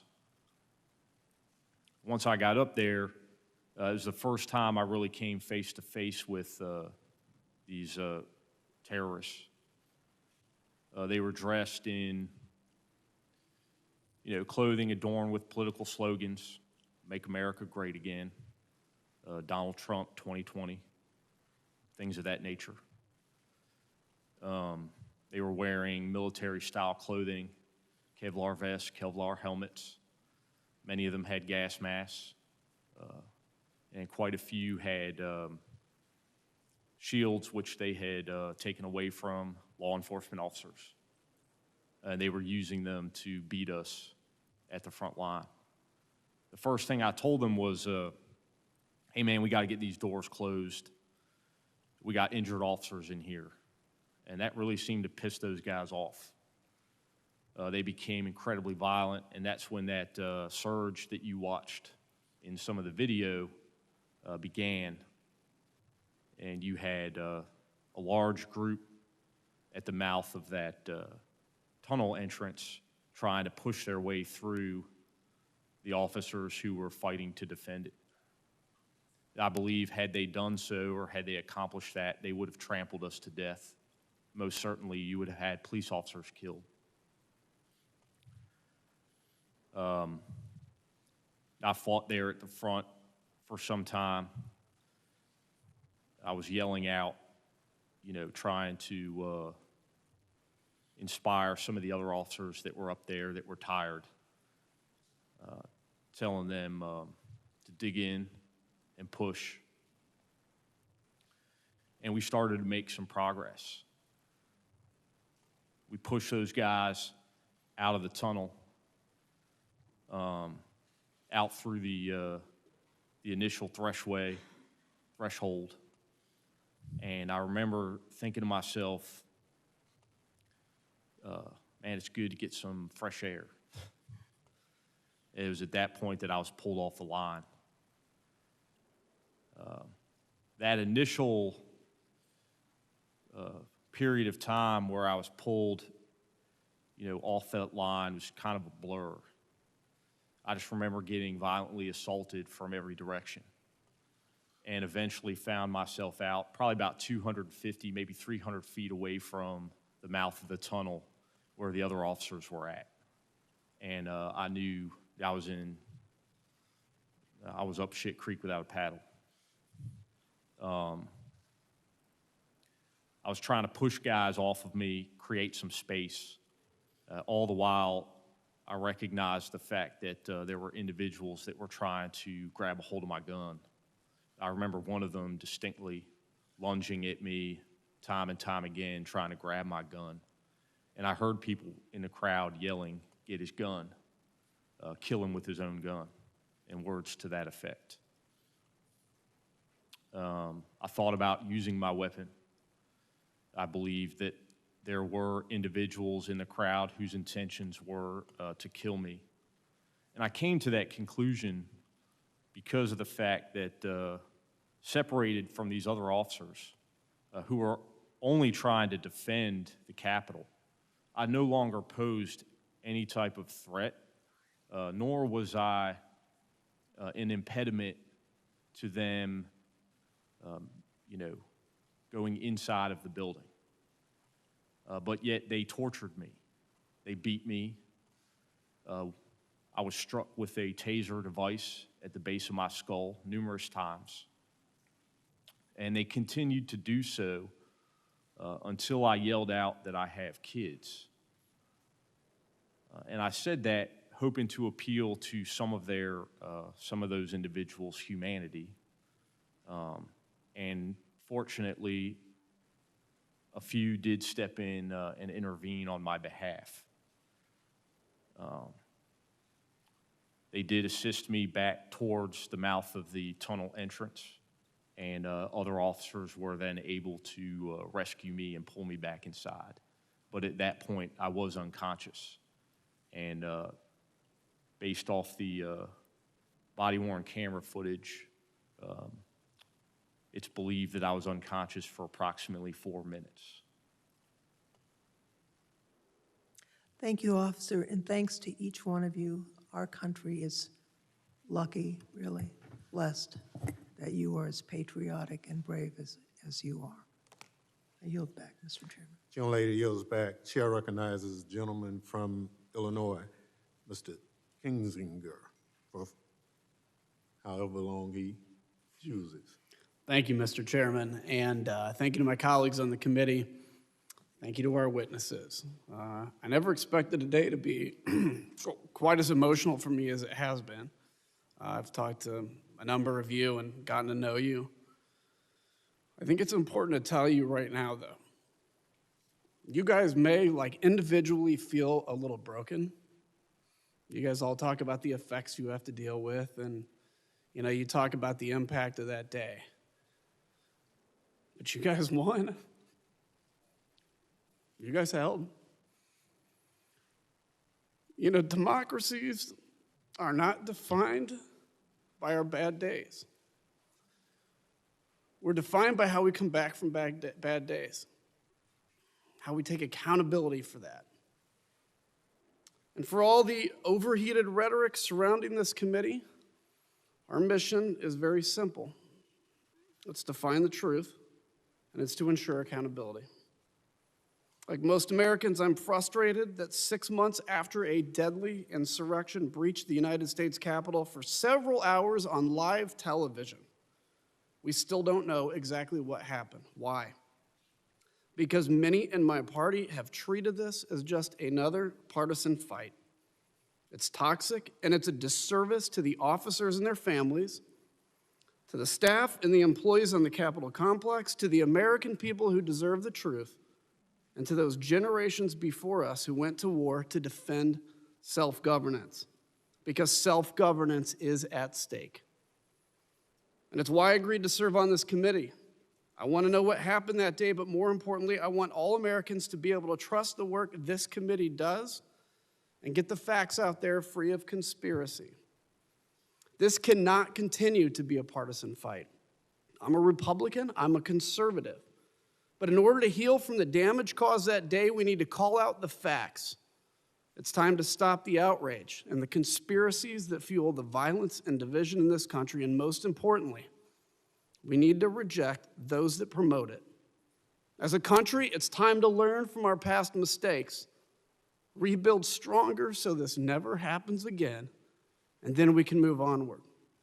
And serving on this committee, I'm here to investigate January 6th, not in spite of my membership in the Republican Party, but because of it. Not to win a political fight, but to learn the facts and defend our democracy. Here's what we know. Congress was not prepared on January 6th. We weren't prepared because we never imagined that this could happen. An attack by our own people, fostered and encouraged by those granted power through the very system they sought to overturn. That is a lesson. That is not a conspiracy theory or a counter-narrative. We don't blame victims. We go after the criminals. Some have concocted a counter-narrative to discredit this process on the grounds that we didn't launch a similar investigation into the urban riots and looting last summer. Mr. Chairman, I was called on to serve during the summer riots as an Air National Guardsman. I condemn those riots and the destruction of property that resulted. But not once did I ever feel that the future of self-governance was threatened like I did on January 6th. There is a difference between breaking the law and rejecting the rule of law, between a crime, even grave crimes, and a coup. As we begin our work today, I want to call this committee's attention to the oath of office, an oath not to a party, not to an individual, but to the Constitution that represents all Americans.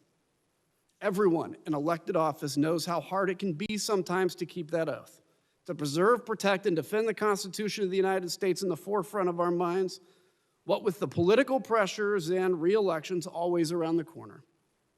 But Mr. Chairman, our witnesses today, like every law enforcement officer across the country, took the same oath we did. And on January 6th, the temptation to compromise their oaths didn't come in the form of a campaign check or a threat from leadership or an all-caps tweet. It came in the form of a violent mob.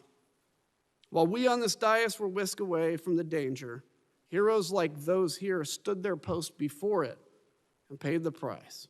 And we are only here now because you guys were here then. Therefore, it's altogether fitting that we begin our investigation of January's lawless attack against the Constitution with these 4 men who made sure that the attack did not succeed, with those who helped to ensure that democracy held.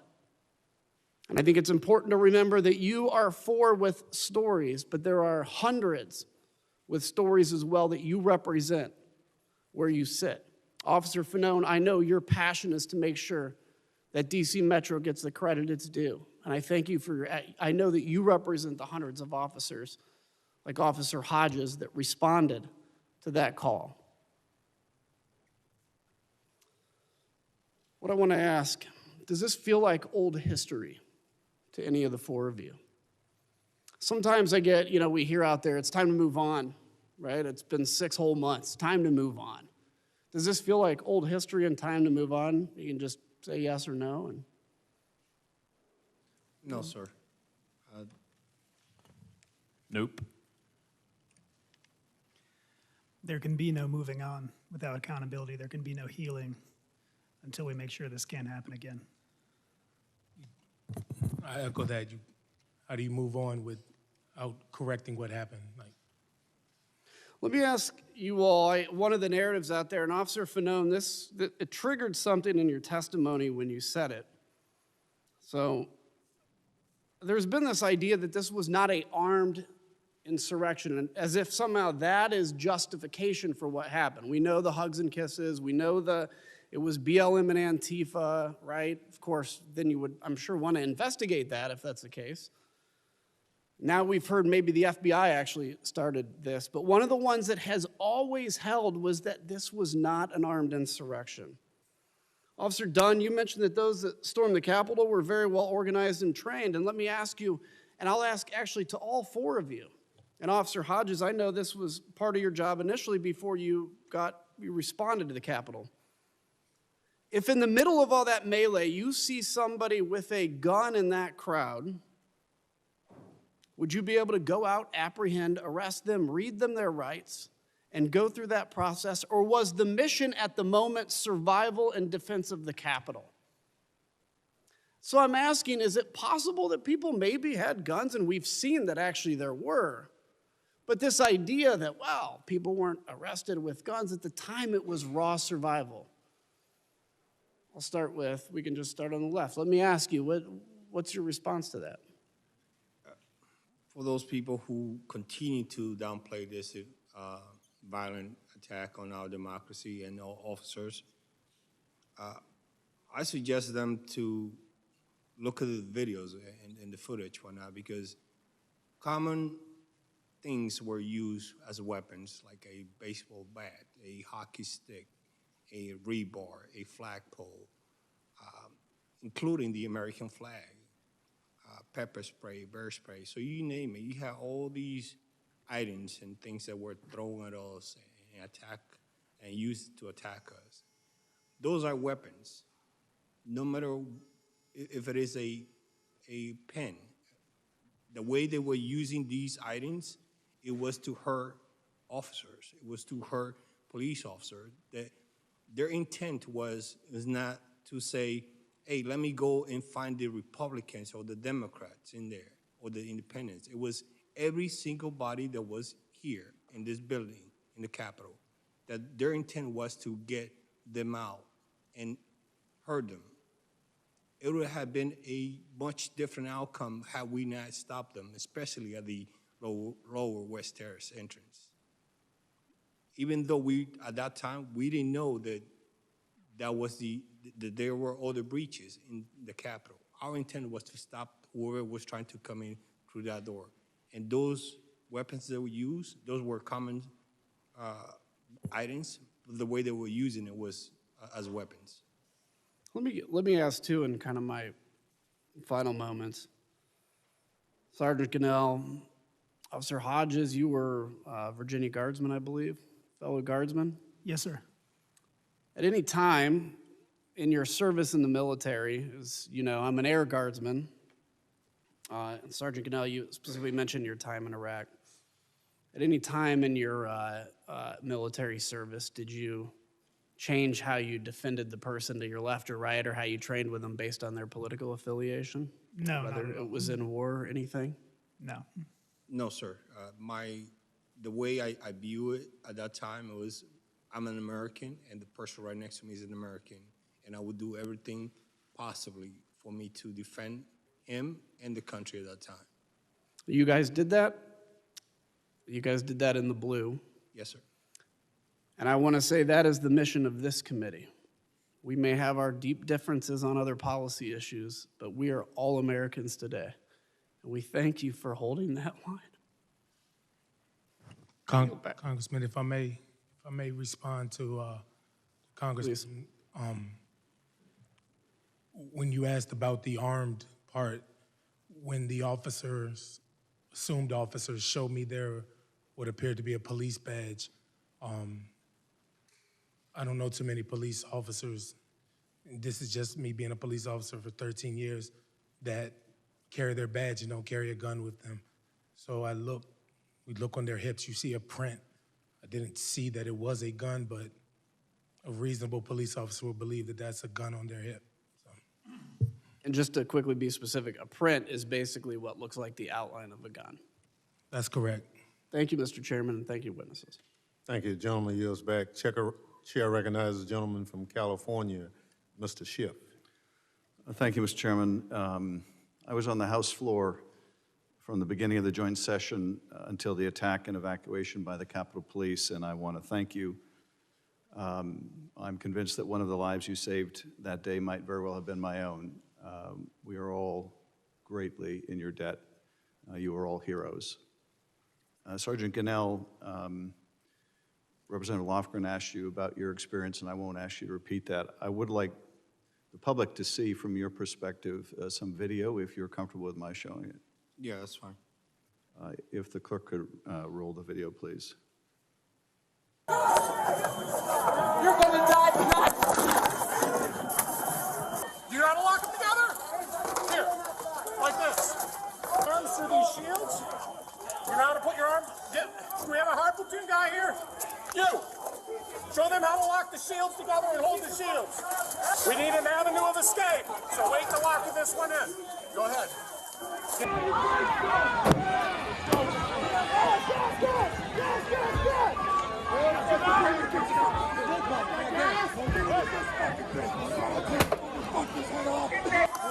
Back up! No, stop! Stop!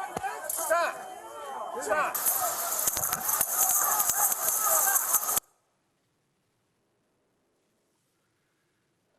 Sergeant, in that video, one of the first things you hear is someone saying you're going to die tonight. You described in your opening statement being crushed by rioters. You could feel yourself losing oxygen, thinking this was how your life was going to end, trampled to death, defending the Capitol. It's hard for any of us to understand what you went through, even though we were there. It's even harder, I think, for people around the country to understand what that was like.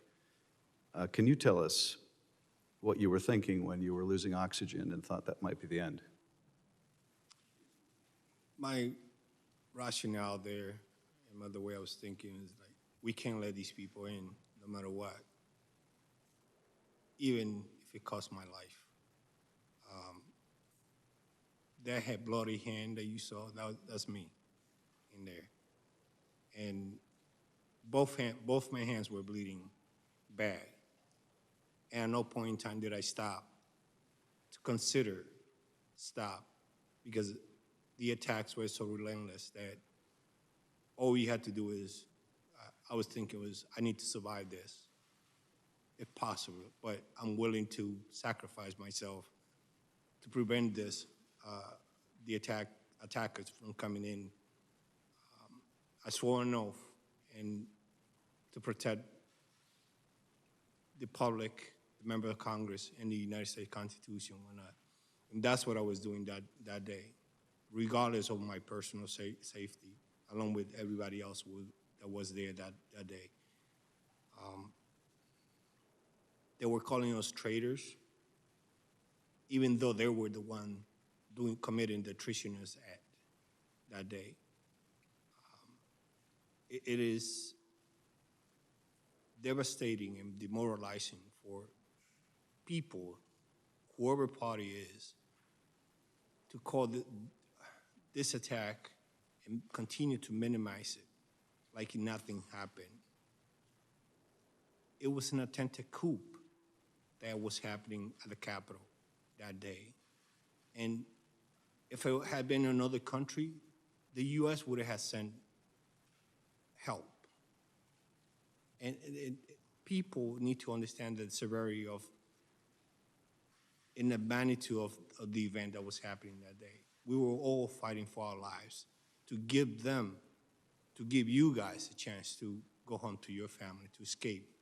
And now the same people who we helped, the same people who we gave them the borrowed time to get to safety, now they're attacking us. They're attacking our characters. They're attacking Officer Harriet's character, people who never served in the military or as a law enforcement. It's a disgrace. My actions that day was to save you guys, regardless of my personal safety. And I still continue to wanting to do that today, tomorrow, and as long as I'm permitted to do it, and if it is demanded of myself to do that in the future. Sergeant, this obviously had a deep impact on you, all of you, but it's also had a big impact on your family. You described how when you got home you couldn't even hug your wife because you had chemicals all over you. You wanted to go back. It seems like no sooner had you gotten home, you wanted to go back. Yes, sir. I think I read that you said you felt guilty. Did your wife want you to go back? No. Why did you go back?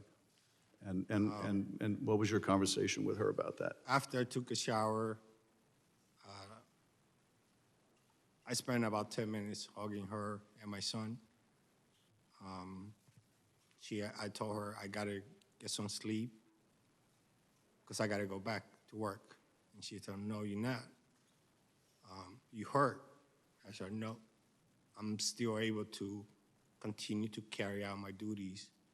And by 8 o'clock, I was already on my way back, despite her concerns and for my safety.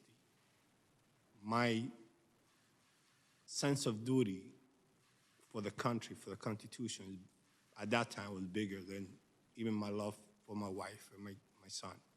I put that ahead. And for me, it's confounding that some people who have sworn oath, elected officials, including people in the military that I seen at the lower stairs fighting against me, they swore an oath and they're forgetting about that oath. They're not putting the country before the party. And that's what bothers me the most. Because I, as a former soldier, I know what that inherits, that oath. And I was willing, I'm still willing to do that. And we got people right now in front of the Justice Department asking to release some of the very same people to be released, even though we are testifying about the trauma and the agony, everything that happened to us. It's pathetic. And they shouldn't be elected official anymore. Officer Dunn,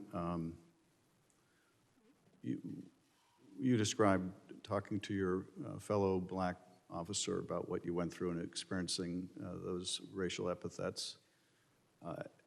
You asked a question, I think, that I've been haunted by ever since. Is this America? And I'm very interested to know your thoughts on the answer to that question. Is this America what you saw?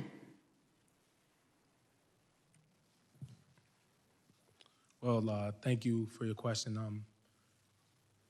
You know, I said this, I've done a few interviews before about my experiences that day, and I said that it was a war that we fought, and a war is composed of a bunch of different battles. And everybody, even sitting at this table, fought a different battle that day, but it was all for the same war. And as black officers, I believe we fought a different battle also. And the fact that we had our race attacked and just because of the way we look, you know. To answer your question, frankly, I guess it is America. It shouldn't be, but I guess that's the way that things are. I don't condone it, I don't like it, but I mean, if you look at our history, of American history,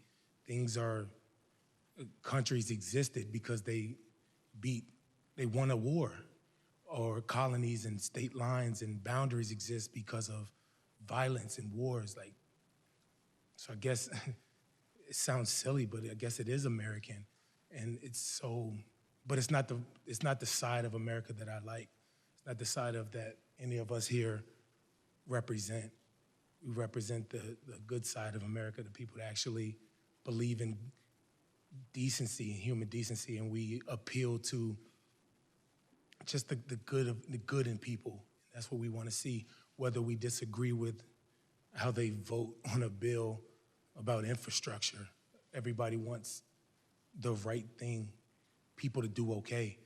So that's why I'm glad to see this committee composed of Republican members also. So that's encouraging. It's encouraging. So that's the side of America that I say, yes, this is America.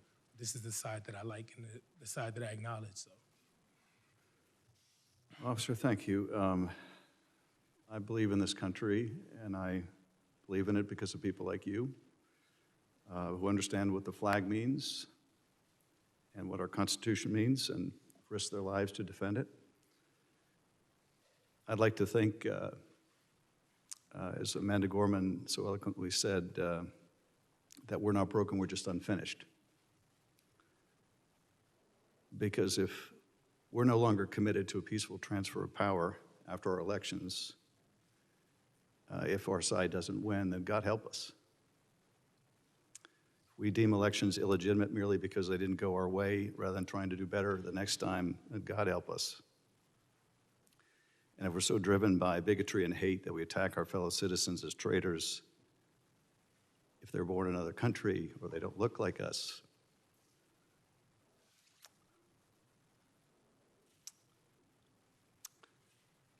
and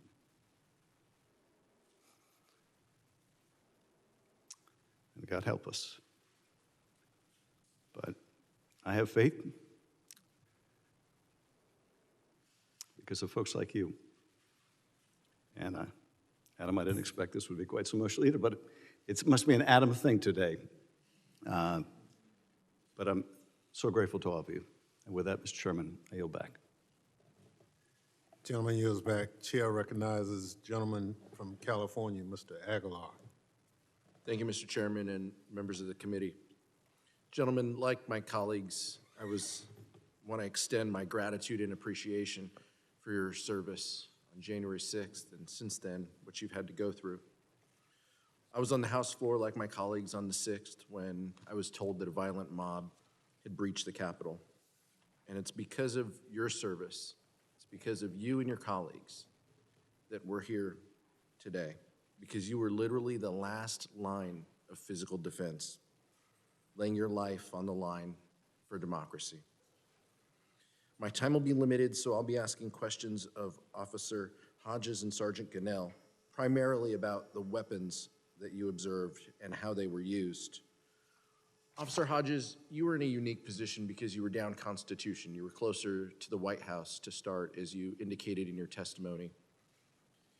During the morning and the early afternoon on the 6th, what did you hear specifically about guns and explosives that had been discovered by your fellow officers? I was listening on the radio to our gun recovery unit, working the crowd. What we usually try to do is wait for the crowd to disperse before making arrests. That way we don't set off the crowd, set off a riot. So I think they might have identified people of interest that they never got a chance to address, and they were working the crowd to try and confirm reports of firearms on certain people, but it's also difficult to do given the nature of the crowd and how many there were. When I heard the REOD confirm the existence of a device,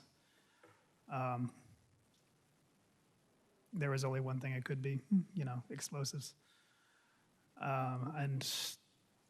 But in 42, we had our own objective, our own mission, so I couldn't really, we scanned the crowd, but these people, they know how to conceal their weapons. So on a big avenue like Constitution, you can't really, it's difficult to detect the print, or if it's in a backpack, there's really not much you can do. But we continue to scan the crowd and find what we could. But mostly it was up to our other units to make those discoveries. You talked about, in response to Representative Cheney, you talked about the gear that the individuals were wearing. So combined with what you saw visually, with what you had heard on the radio about guns, that all kind of led you to give pause about the next few hours, correct? Absolutely. Once we got to the Capitol and we were fighting, I was wondering, how many more bombs are there? What's the trigger? Is it going to be a cell phone? Is it on a timer? How many guns are there in this crowd? If we start firing, is that the signal to them to set off the explosives, however many there are in the city? Is that the signal for them to break out their firearms and shoot back? So that's the reason, why I didn't shoot anyone, and I imagine why many others didn't, because, like I said before, there were over 9,000 of the terrorists out there with an unknown number of firearms and a couple hundred of us, maybe. So we could not, if that turned into a firefight, we would have lost. And this was a fight we couldn't afford to lose. I want to play a video, and I'd ask that everyone watching pay attention specifically to the weapons the rioters were using. You can hear someone yell, "Get your machete." You can see officers being attacked with flagpoles, flares, and gas canisters. If we could roll the video. Taking rocks, bottles, and pieces of flag and metal poles. Cruiser 50, the crowd is using munitions against us. They have bear spray in the crowd. Bear spray in the crowd.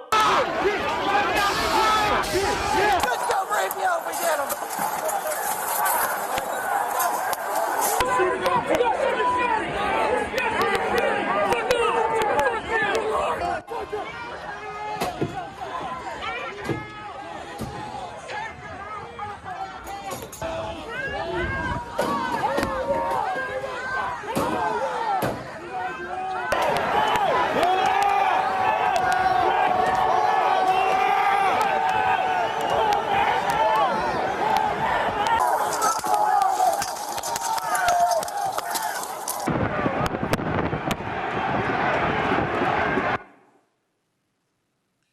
Sergeant Gonell, in the video, we just saw someone throw a large speaker. Was that directed your way? I was further inside. That was afterward, towards the end of before they got clear. When they threw the speaker at me, and I was further inside the tunnel. What types of weapons did you see used against your fellow officers? Police shields, police baton, the hammer, the sledgehammer that you saw on that video, flagpoles, tasers, pepper spray, bear spray, rebards, bats, PVC pipes, copper pipes, rocks, table legs broken down, furniture broken down, the guardrails for the inauguration stage, cones, 4x4, any weapons, any items that they could get their hands on it. That you were further down the corridor, but the speaker was thrown at you, and it hit your foot. Is that correct? Correct, sir. We have a photo. It was thrown my way, and then when it landed, it hit somebody else, and then hit my foot. I think we have a photo of your foot here as well that we'd like to show. That is correct. Can you tell me how you're doing? You mentioned in your opening statement about your continued physical therapy related to the foot. Can you tell me how you're doing? The foot, I had several conditions that were, one is fusion on number 1 metatarsal, tarsal, metatarsal. Then it was a hammer toe that as a result of the hit. And then the second and third digit also got damage. And in order to fix one, they needed to correct the big toe to stabilize. If not, I would have, later on in the future, I would have had the same problem returning. It is very painful. It is with a lot of patience and determination that I had gone through. I still had the same problems in terms of pain, stiffness, whatnot. The doctor last week on Tuesday told me that I'm going to need surgery on my shoulder because I have a labrum tear that has not healed even more than 6 months later. And possibly my rotator cuff also is going to need some work. So that you're talking about 8 months to a year more of physical treatment and rehab. Sergeant, you're an immigrant from the Dominican Republic, a naturalized U.S. citizen, and you mentioned how individuals had zeroed in on your race that day. Yes, sir. Can you tell me how that made you feel? When we were before or right after MPD just arrived with the fluorescent mountain bike unit, they got there. I was at the front line, and apparently they seen, even through my mask, they saw my skin color and said, "You're not even an American." Regardless, whether I was in the military, they don't know that, but they yelling and saying all these things to me. I mean, when I heard that, I wasn't even thinking about any racial stuff. I'd be like, okay, you don't know that for a fact, so I'm not even entertaining that. But it's just like Officer Harry Dunn. It takes time for you to process that, and you only realize what was happening after you go back and see it from a different point in time, because I only saw that recently. But for me, I wasn't even thinking about that. I'm there to stop them regardless. I'm not thinking what they were yelling in terms of my skin color or my race. And I know an American soldier and former soldier and a police officer. I didn't take that into account when I was defending all of you guys.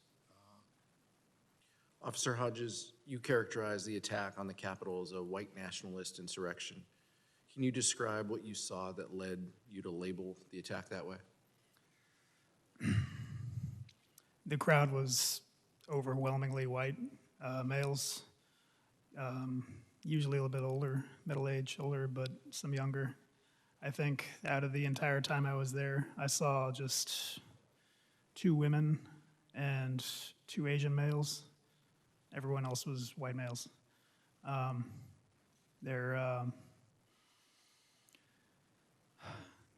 They didn't say anything especially xenophobic to me, but to my black colleagues and anyone who's not white. And some of them would try to recruit me. One of them came up to me and said, "Are you my brother?" There are many known organizations with ties to white supremacy who had a presence there, like 3 Percenters, Oath Keepers, that kind of thing. And everyone people who associate with Donald Trump find more likely to subscribe to that kind of belief system. I want to thank the four of you for taking the very difficult step of sharing your stories and your recollections of the threats and violence that you endured. No one should have to experience what you went through. And this committee will continue its work to give a complete accounting of what happened, to protect further officers, and to amplify the stories that you've shared today. Thank you so much for being here. Yield back, Mr. Chairman. Thank you. Gentleman yields back. Chair recognizes the gentlelady from Florida, Ms. Murphy, for 5 minutes. Thank you, Mr. Chairman, and thank you to the witnesses for your testimony today, for your bravery on January 6th, and for your service to our country. I know all of you endured a great deal on January 6th, and I know we've watched a lot of difficult video in this testimony so far, but I hope it's okay with you if I show a brief video of what Officer Hodges experienced that day. Can you please cue the video?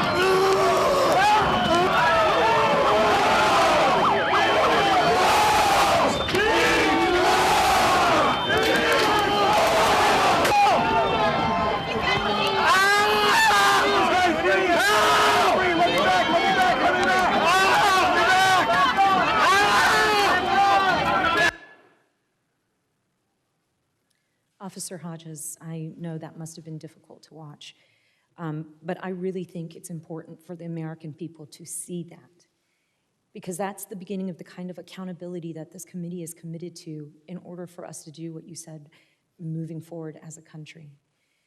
You know, January 6th was an attack on our democracy. It was an attack on the peaceful transfer of power, and it was an attack on this Capitol building. But it was also an attack on real people. And most people don't know this, and I don't think even you know this, but your actions had a profound impact on me. So at 3 p.m. on January 6th, while you were holding back the mob at the Lower West Terrace entrance, I was holed up with Congresswoman Kathleen Rice in a small office about 40 paces from the tunnel that you all were in. That's about from the distance where I'm sitting here on the dais to that back wall. And from that office, in close proximity to where you all held the line, I listened to you struggle. I listened to you yelling out to one another. I listened to you care for one another, directing people back to the makeshift eye wash station that was at the end of our hall. And then I listened to people coughing, having difficulty breathing. But I watched you and heard you all get back into the fight. And I think Congresswoman Rice and I were the only members of Congress to be down there on that lower west terrace. You know, we had taken refuge in that office because we thought for sure being in the basement at the heart of the Capitol was the safest place we could be. And it turned out we ended up at the center of the storm. And Officer Fanone, you had said, you know, you were 250 feet off of that tunnel and you felt certain that they were going to kill you. Imagine if they had caught the 2 members of Congress that were just 40 feet from where you all were. And I know Sergeant Gonell and Officer Hodges, you both said that you didn't realize that other parts of the Capitol had been breached, but you really felt like you were the last line of defense. Well, I'm telling you that you were our last line of defense.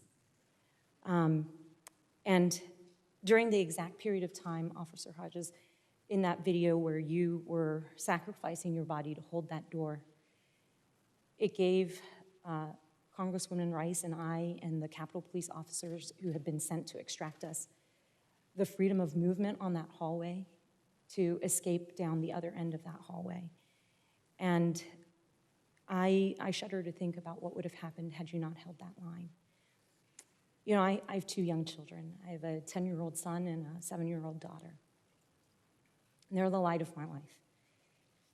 And the reason I was able to hug them again was because of the courage that you and your fellow officers showed that day. And so just a really heartfelt thank you.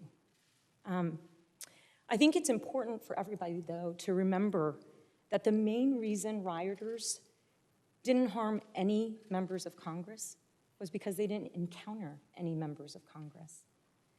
And they didn't encounter any members of Congress because law enforcement officers did your jobs that day, and you did it well. I think without you, what would have been a terrible and what was a terrible and tragic day would have been even more terrible and more tragic. So just very grateful for all of you. And now I'd like to talk a little bit about that video. You've talked a little bit about it in your opening statement, but can you walk us through what is happening in that scene? My understanding is that is a mix of your body camera as well as video from other vantage points. That's correct. At the beginning, you see me walking into the Capitol. That was after we were driven off of the West Terrace. I think you see me spit on the floor, unfortunately, trying to clear my lungs and mouth of all the CS and OC. You see me preparing my gas mask, donning it, ready to go back out there. And I followed the noise to the tunnel where it was just, you know, wall-to-wall people packed, fighting for with everything they had. It was full of OC and CS gas at the time, and I believe that thickest smoke was from a fire extinguisher. You could see all the residue on the officers who were there. And it's like I said before, you know, they outnumbered us 50-something to 1. So it didn't matter how many we defeated. We just had to hold on. We couldn't let anyone through, and they always had a relative, essentially an infinite number of replacements. They'd say, you know, we need fresh patriots up here, and there would be more. So we just had to hold until someone came to help. And like I said, once I got to the front, I didn't want any more pressure on the officers behind me. So I tried to insert myself to where I could use the door frame, brace myself, and push forward so we could take back more territory. Unfortunately, that backfired. So once we lost ground, I was unable to retreat. I was crushed up against the door frame. And in my most vulnerable moments, the man in front of me took advantage and beat me in the head, ripped off my gas mask, straining my neck, skull. split my lip open,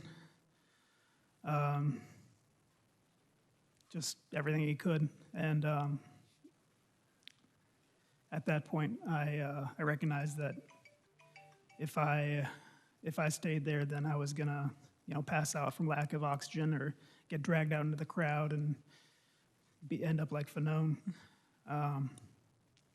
So I called for help. I tried to make it clear that, my position was untenable. I had to fall back, and thankfully the other officers heard that, were able to get me out of there. And to the back where I recuperated as best I could before I got back out there again. Well, it's clear that you suffered immense pain from the assault. It's clear that you were outnumbered, and yet you just said you got back out there again. Tell me what's worth all of that pain? What was worth it? What were you fighting for that day? Democracy. You were 40 feet away, 40 yards, whatever. Especially with the razor-thin margins on Democrats and Republicans in the House and Senate, if any single one person was kidnapped or killed, which I have no doubt in my mind is what they intended, that would affect the outcome of legislation and all your duties for years to come. And if that's just one person, what if, more than one person, the difference would be even greater than what should be and will be. And obviously for each other. Your immediate concern is the well-being of your colleagues, the other officers who were there fighting beside me. I think I can speak for everyone when I say we worry about each other more than ourselves. That's just in our nature. It's part of why you become a police officer. So, like when Fanone said he was trying to find out who needs help and no one would volunteer, that's just an example of that kind of mindset that we have. So it was for democracy, it was for the men and women of the House and Senate, it was for each other, and it was for the future of the country. Thank you, Officer Hodges, and thank you all for defending democracy. And I appreciate your testimony, and I appreciate your continued service. With that, I yield back. Gentlelady yields back. Chair recognizes the gentleman from Maryland, Mr. Raskin. Thank you, Mr. Chairman. Sergeant Gonell, Officer Fanone, Officer Hodges, Officer Dunn, you are great law enforcement officers and a hero to law enforcement officers across the country. You're great public servants. You're a hero to public servants across the country, but you are great Americans and you are heroes to all of America. And long after you are gone, you will be remembered as heroes to our country, along with your fellow officers. And those who attacked you and those who beat you are fascist traitors to our country and will be remembered forever as fascist traitors. Now, Officer Dunn, I've got to start with you because you're my constituent.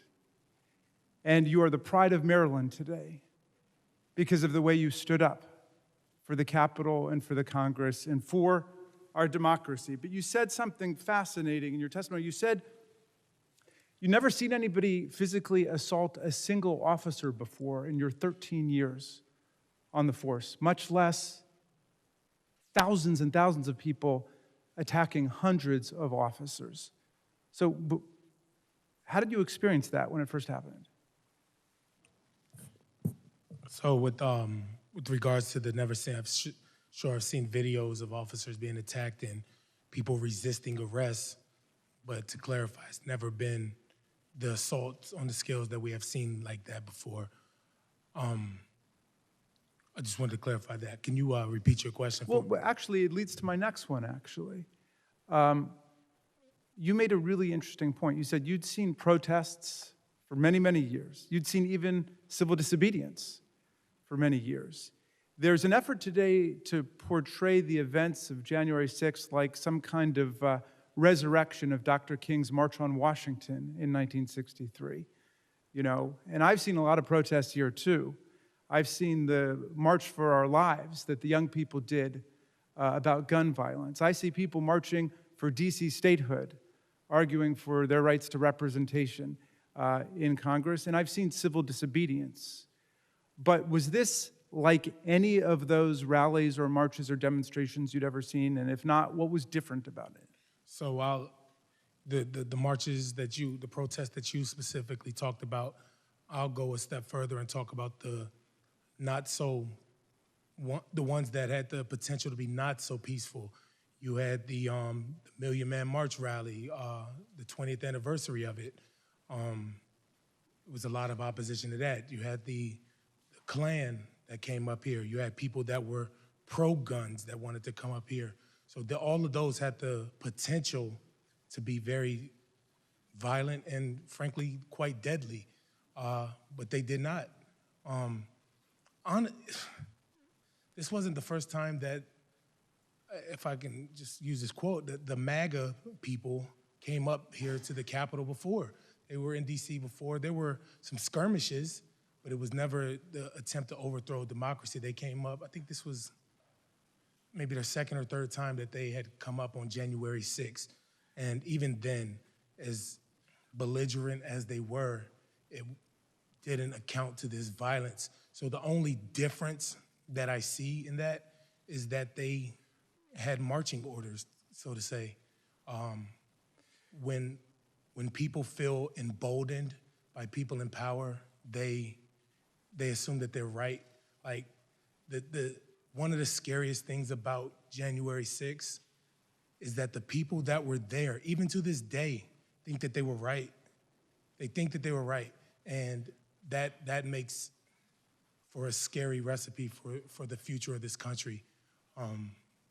So I think that's why it's very important that you all take this committee seriously and get to the bottom of why this happened, and let's make it never happen again.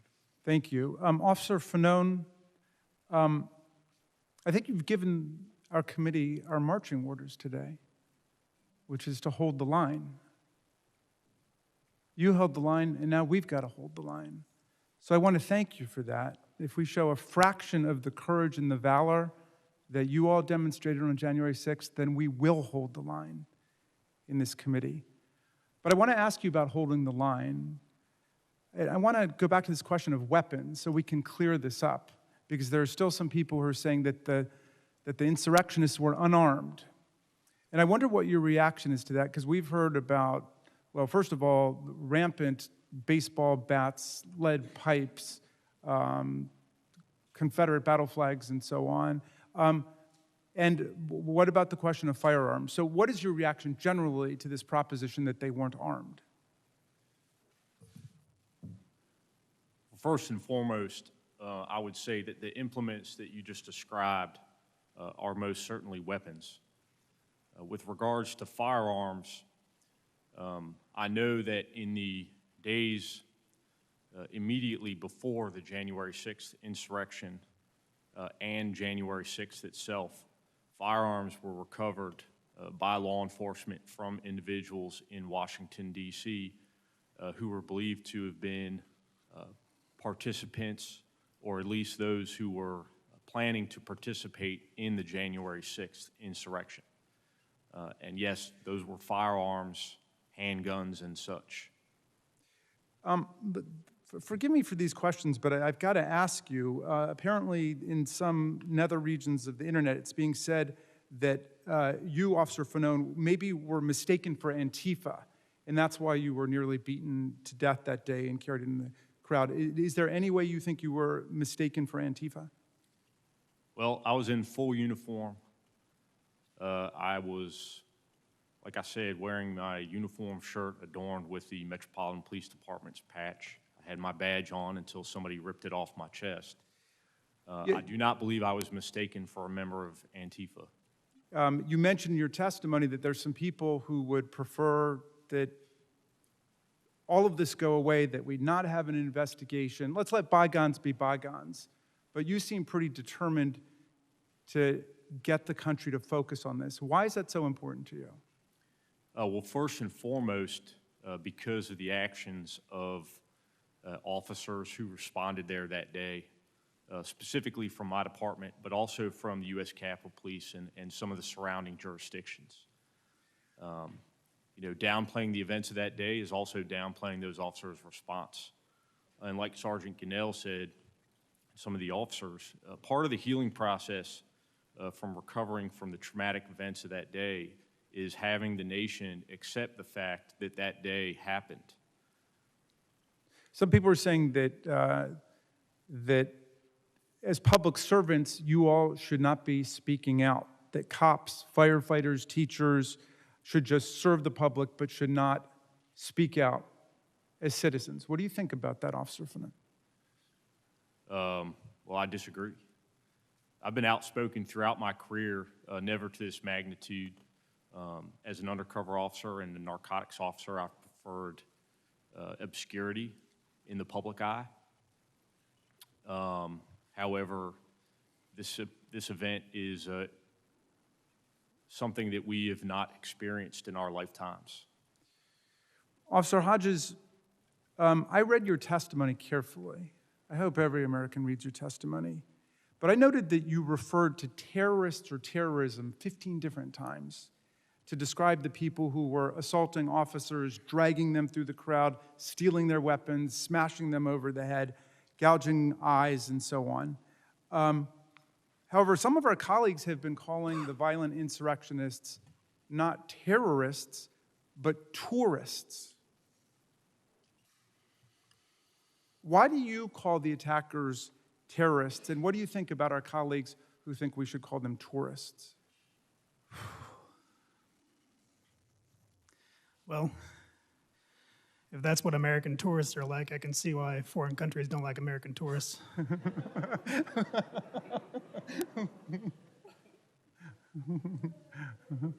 But I can see why someone would take issue with the title of terrorist. It's gained a lot of notoriety in our vocabulary in the past few decades. And we like to believe that, no, that couldn't happen here. No domestic terrorism, no homegrown threats. But I came prepared.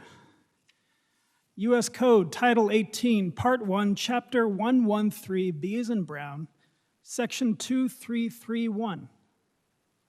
The term domestic terrorism means activities that involve acts dangerous to human life that are a violation of the criminal laws of the United States or of any state, and B, appear to be intended to intimidate or coerce a civilian population, or to influence the policy of a government by intimidation or coercion, or to affect the conduct of a government by mass destruction, assassination, or kidnapping, and occur primarily within the territorial jurisdiction of the United States. Well, thank you for that. And I had one final question for Sergeant Gonell, but it looks like my time is up, so I'll yield back to you. Chair will give the gentleman opportunity to ask his Thank you for question. your indulgence, Mr. Chairman. Are there questions, Sergeant Gonell, that you hope we can answer as a committee about the causes of the attack, the nature of the attack, and what happened in the weeks prior to January 6th as we develop our work plan moving forward? I think, in my opinion, we do need to get to the bottom of it. Who incited, who brought those people here,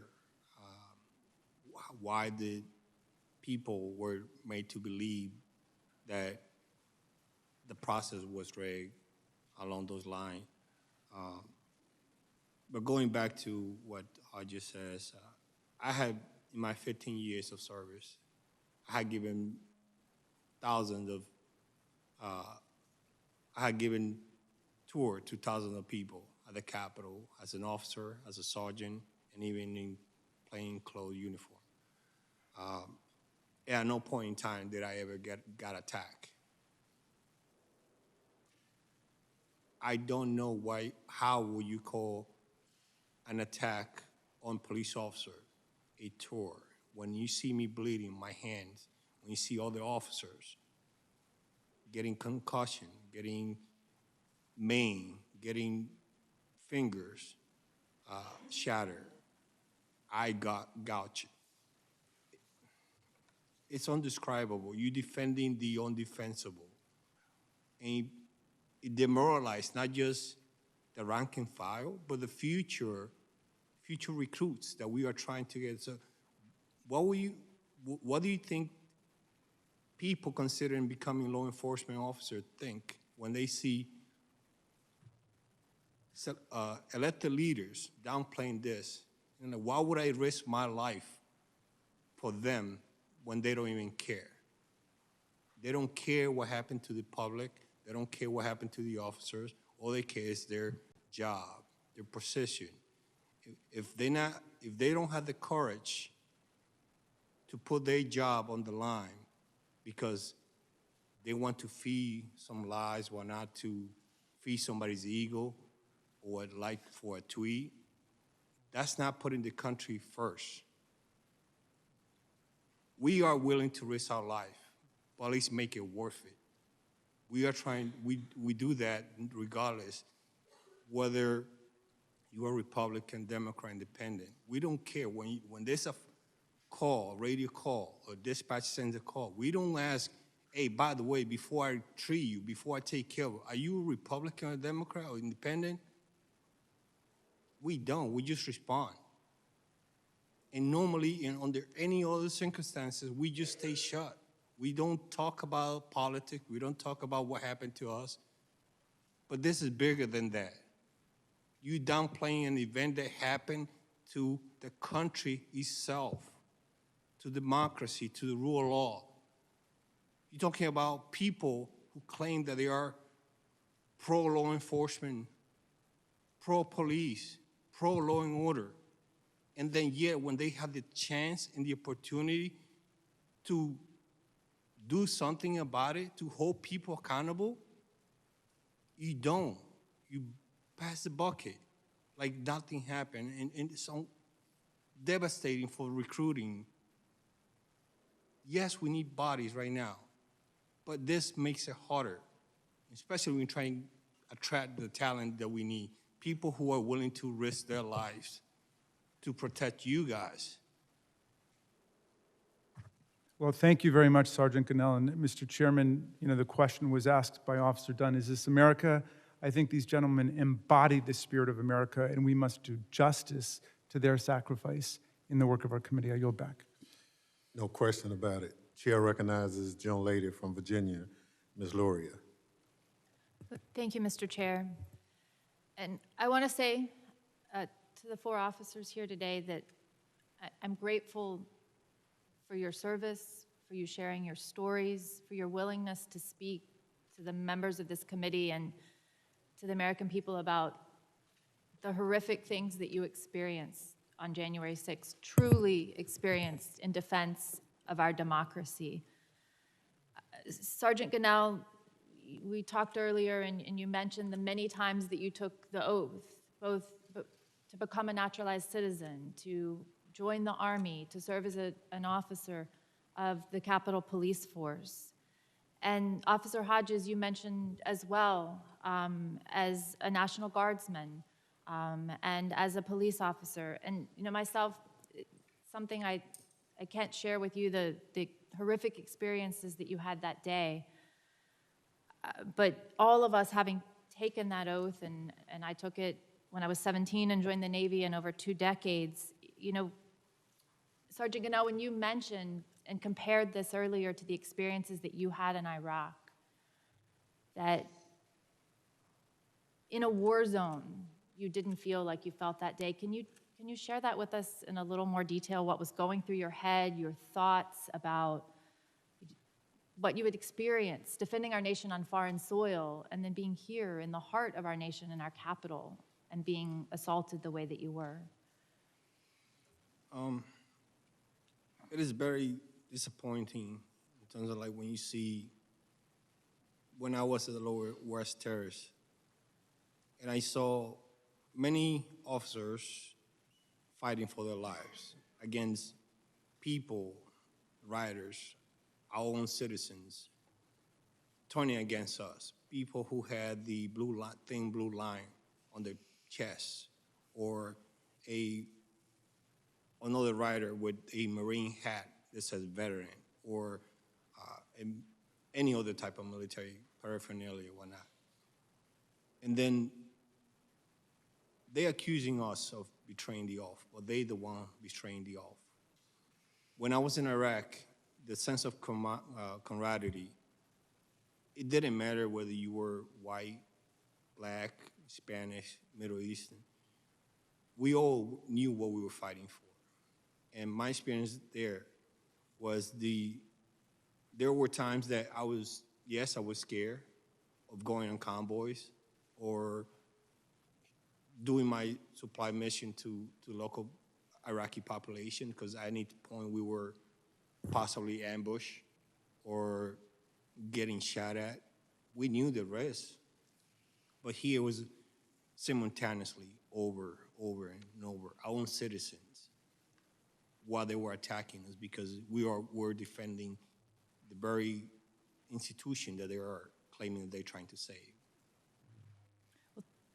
Thank you for sharing that. And I know it's been difficult today as we've watched these images from the Capitol, but I did want to share one more video. But this time I would ask people, you could even close your eyes and listen without watching. Just listen to what is being said as these brave men were being overrun.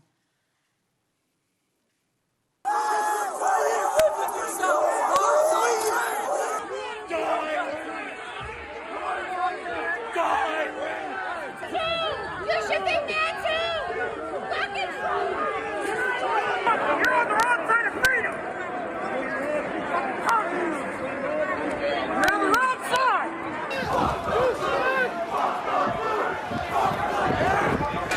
Fuck you guys! You can't even call yourself American! You broke your fucking nose today! 1776! 22 years, I know. You're a traitor.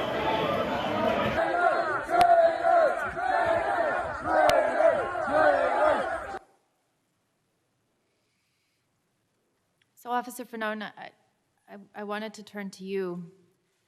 And when you hear the rioters chanting things in this video, things like, F the blue, you can't even call yourself an American, you're on the wrong side of freedom, can you share how that makes you feel?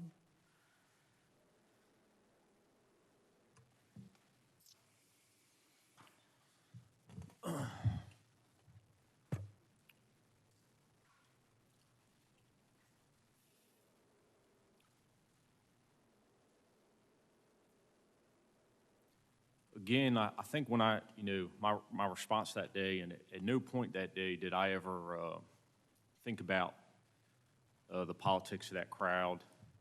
Even the things that were being said did not resonate in the midst of that chaos.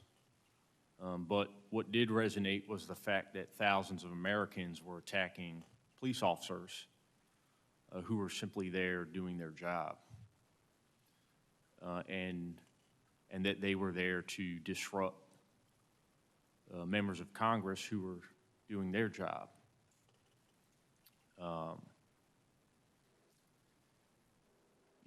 In retrospect now, thinking about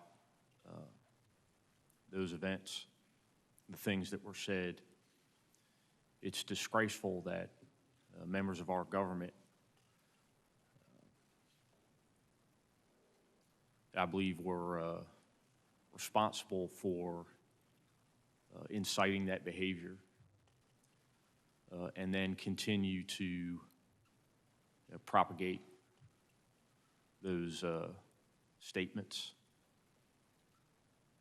Things like, this was 1776, or that police officers who fought risked their lives, and some who gave theirs were redcoats and traitors. To me, those individuals are, representative of the worst that America has to offer.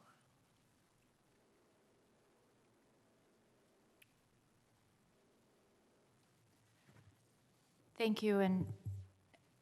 And thinking about the events that happened on January 6th and thinking about what led up to that day, I was reminded of a quote a quote that I frequently heard used from Hemingway that asks, you know, how do these things happen?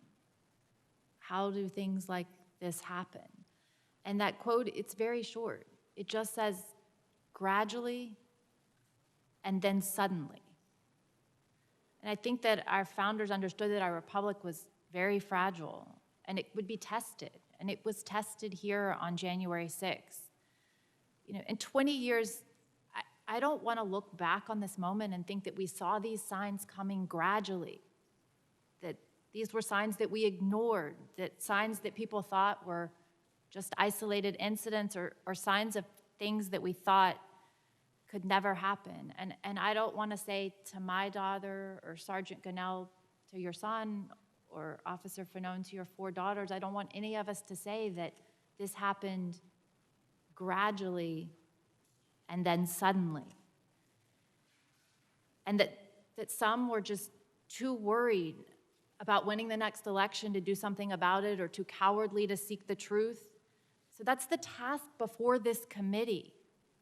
I'm sure that we'll be attacked by cowards, by those in the arena, those only in the stands, and that we'll be attacked by people who are more concerned about their own power than about the good of this country.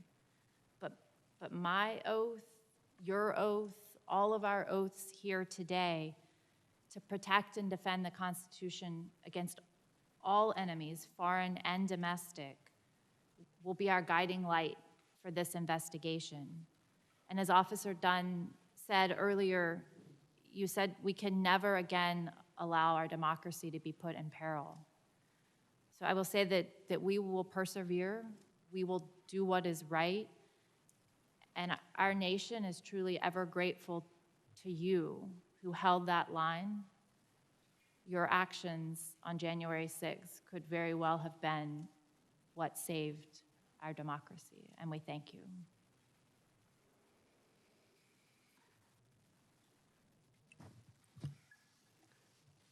Young lady yields Mr. back. Chair, I yield back. Thank you. The gentleman from Maryland asked a question in terms of what you would expect this committee to do in our body of work.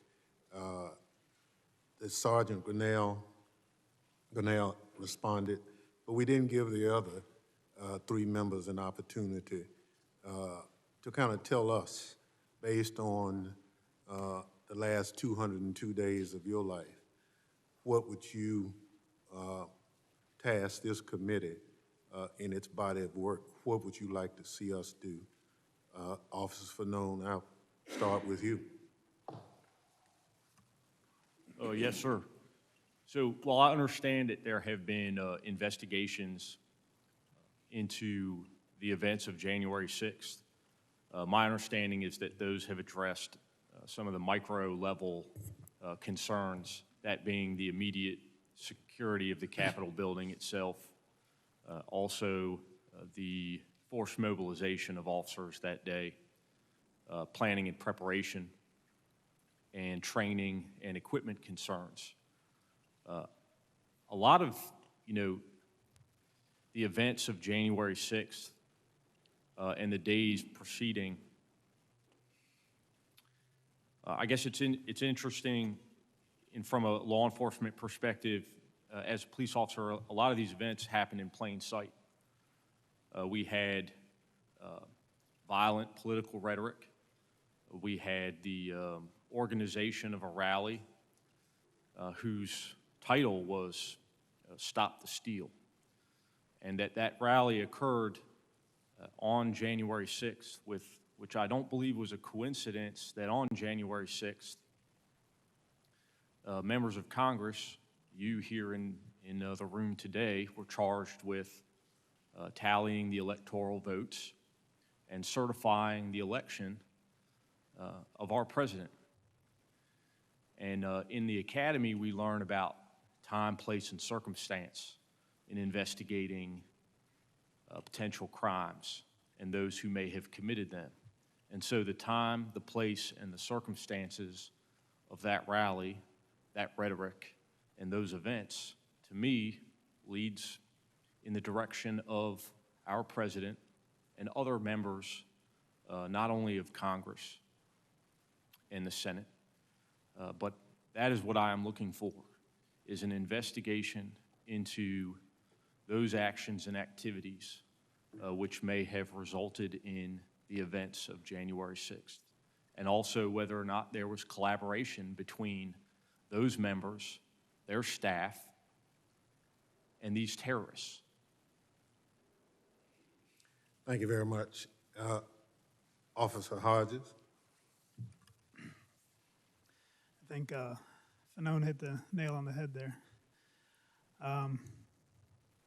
As patrol officers, we can only, deal with the crimes that happen on the streets, the misdemeanors, and occasionally the violent felonies. But you guys are the only ones we've got to deal with crimes that occur above us. I need you guys to address if anyone in power had a role in this, if anyone in power coordinated or aided or abetted or tried to downplay, tried to prevent the investigation of this terrorist attack, because we can't do it. We're not allowed to. And I think the majority of Americans are really looking forward to that as well. Thank you. Officer Dunn. Thank you, Chairman. There's been a sentiment that's going around that says everybody's trying to make January 6th political. Well, it's not a secret that it was political. They literally were there to stop the steal. So when people say it shouldn't be political, it is. It was and it is. There's no getting around that. Telling the truth shouldn't be hard. Fighting on January 6th, that was hard. Showing up January 7th, that was hard. The 8th, the 9th, the 10th, all the way till today, that was hard. When the fence came down, that was hard. We lost a layer of protection that we had, and the fence came down and still nothing has changed. Everything is different, but nothing has changed. Liz Cheney and Adam Kinzinger are being lauded as courageous heroes. And while I agree with that notion, why? Because they told the truth? Why is telling the truth hard? I guess in this America, it is. Us 4 officers, we would do January 6th all over again. We wouldn't stay home because we knew it was going to happen. We would show up. That's courageous. That's heroic. So what I ask from you all is to get to the bottom of what happened. And that includes, like I echo the sentiments of all of the other officers sitting here. I use an analogy to describe what I want as a hitman. If a hitman is hired and he kills somebody, the hitman goes to jail. But not only does the hitman go to jail, but the person who hired them does. There was an attack carried out on January 6th, and a hitman sent them. I want you to get to the bottom of that. Thank you. Well, thank you. Very powerful comments, by the way. Chairman Thompson? Yes. If I may add, I also would like to for you guys to give us the tools, or at least the things we need to succeed, to continue to protecting you guys. I think that's essential for you guys to provide us what we need in terms of like financially. I don't know, I'm not part of the innuendo about how that process works, but perhaps fortifying the Capitol, that will help. I know we were literally desperate. If we had that, that would have made a big difference on January 6th. I know people want to keep this place open to the public as much as possible, but there are things that we could do to remediate that, and also, or to reinforce entrances, whatnot. It's hard, but it takes will. I know architect of the Capitol has some regulations, whatnot, but the time had passed. We still have security measure from 20 years ago. That had to go. We need to reinvent the wheel and change that. But only you guys have the power to authorize that. They won't do it unless you guys do. The other thing is, we still only operating on certain things that we could adjust, things that we were doing back when 9/11 happened. We're still doing it today, even 6 months after the attack on the Capitol. But only you, perhaps with the chief of police, the new chief of police, which he seems receptive to some of these changes, perhaps that would change. But we too, just like Officer Dunn said, we still doing things that prior to January 6th we were doing, and we're still doing it today. And I think that should change. Thank you. Well, again, thank all of you for your testimony, and obviously you are real heroes in this situation. What you did in the committee's opinion helped preserve this democracy. The time you gave for reinforcements to finally get to the Capitol made the difference. So for that, we thank you. But you carried out your duties at tremendous risk. Now we on this committee have a duty, however, a far less dangerous one, but an essential one, to get to the bottom of what happened that day. We cannot allow what happened on January 6th to ever happen again. We owe it to the American people. We owe it to you and your colleagues, and we will not fail, I assure you, in that responsibility.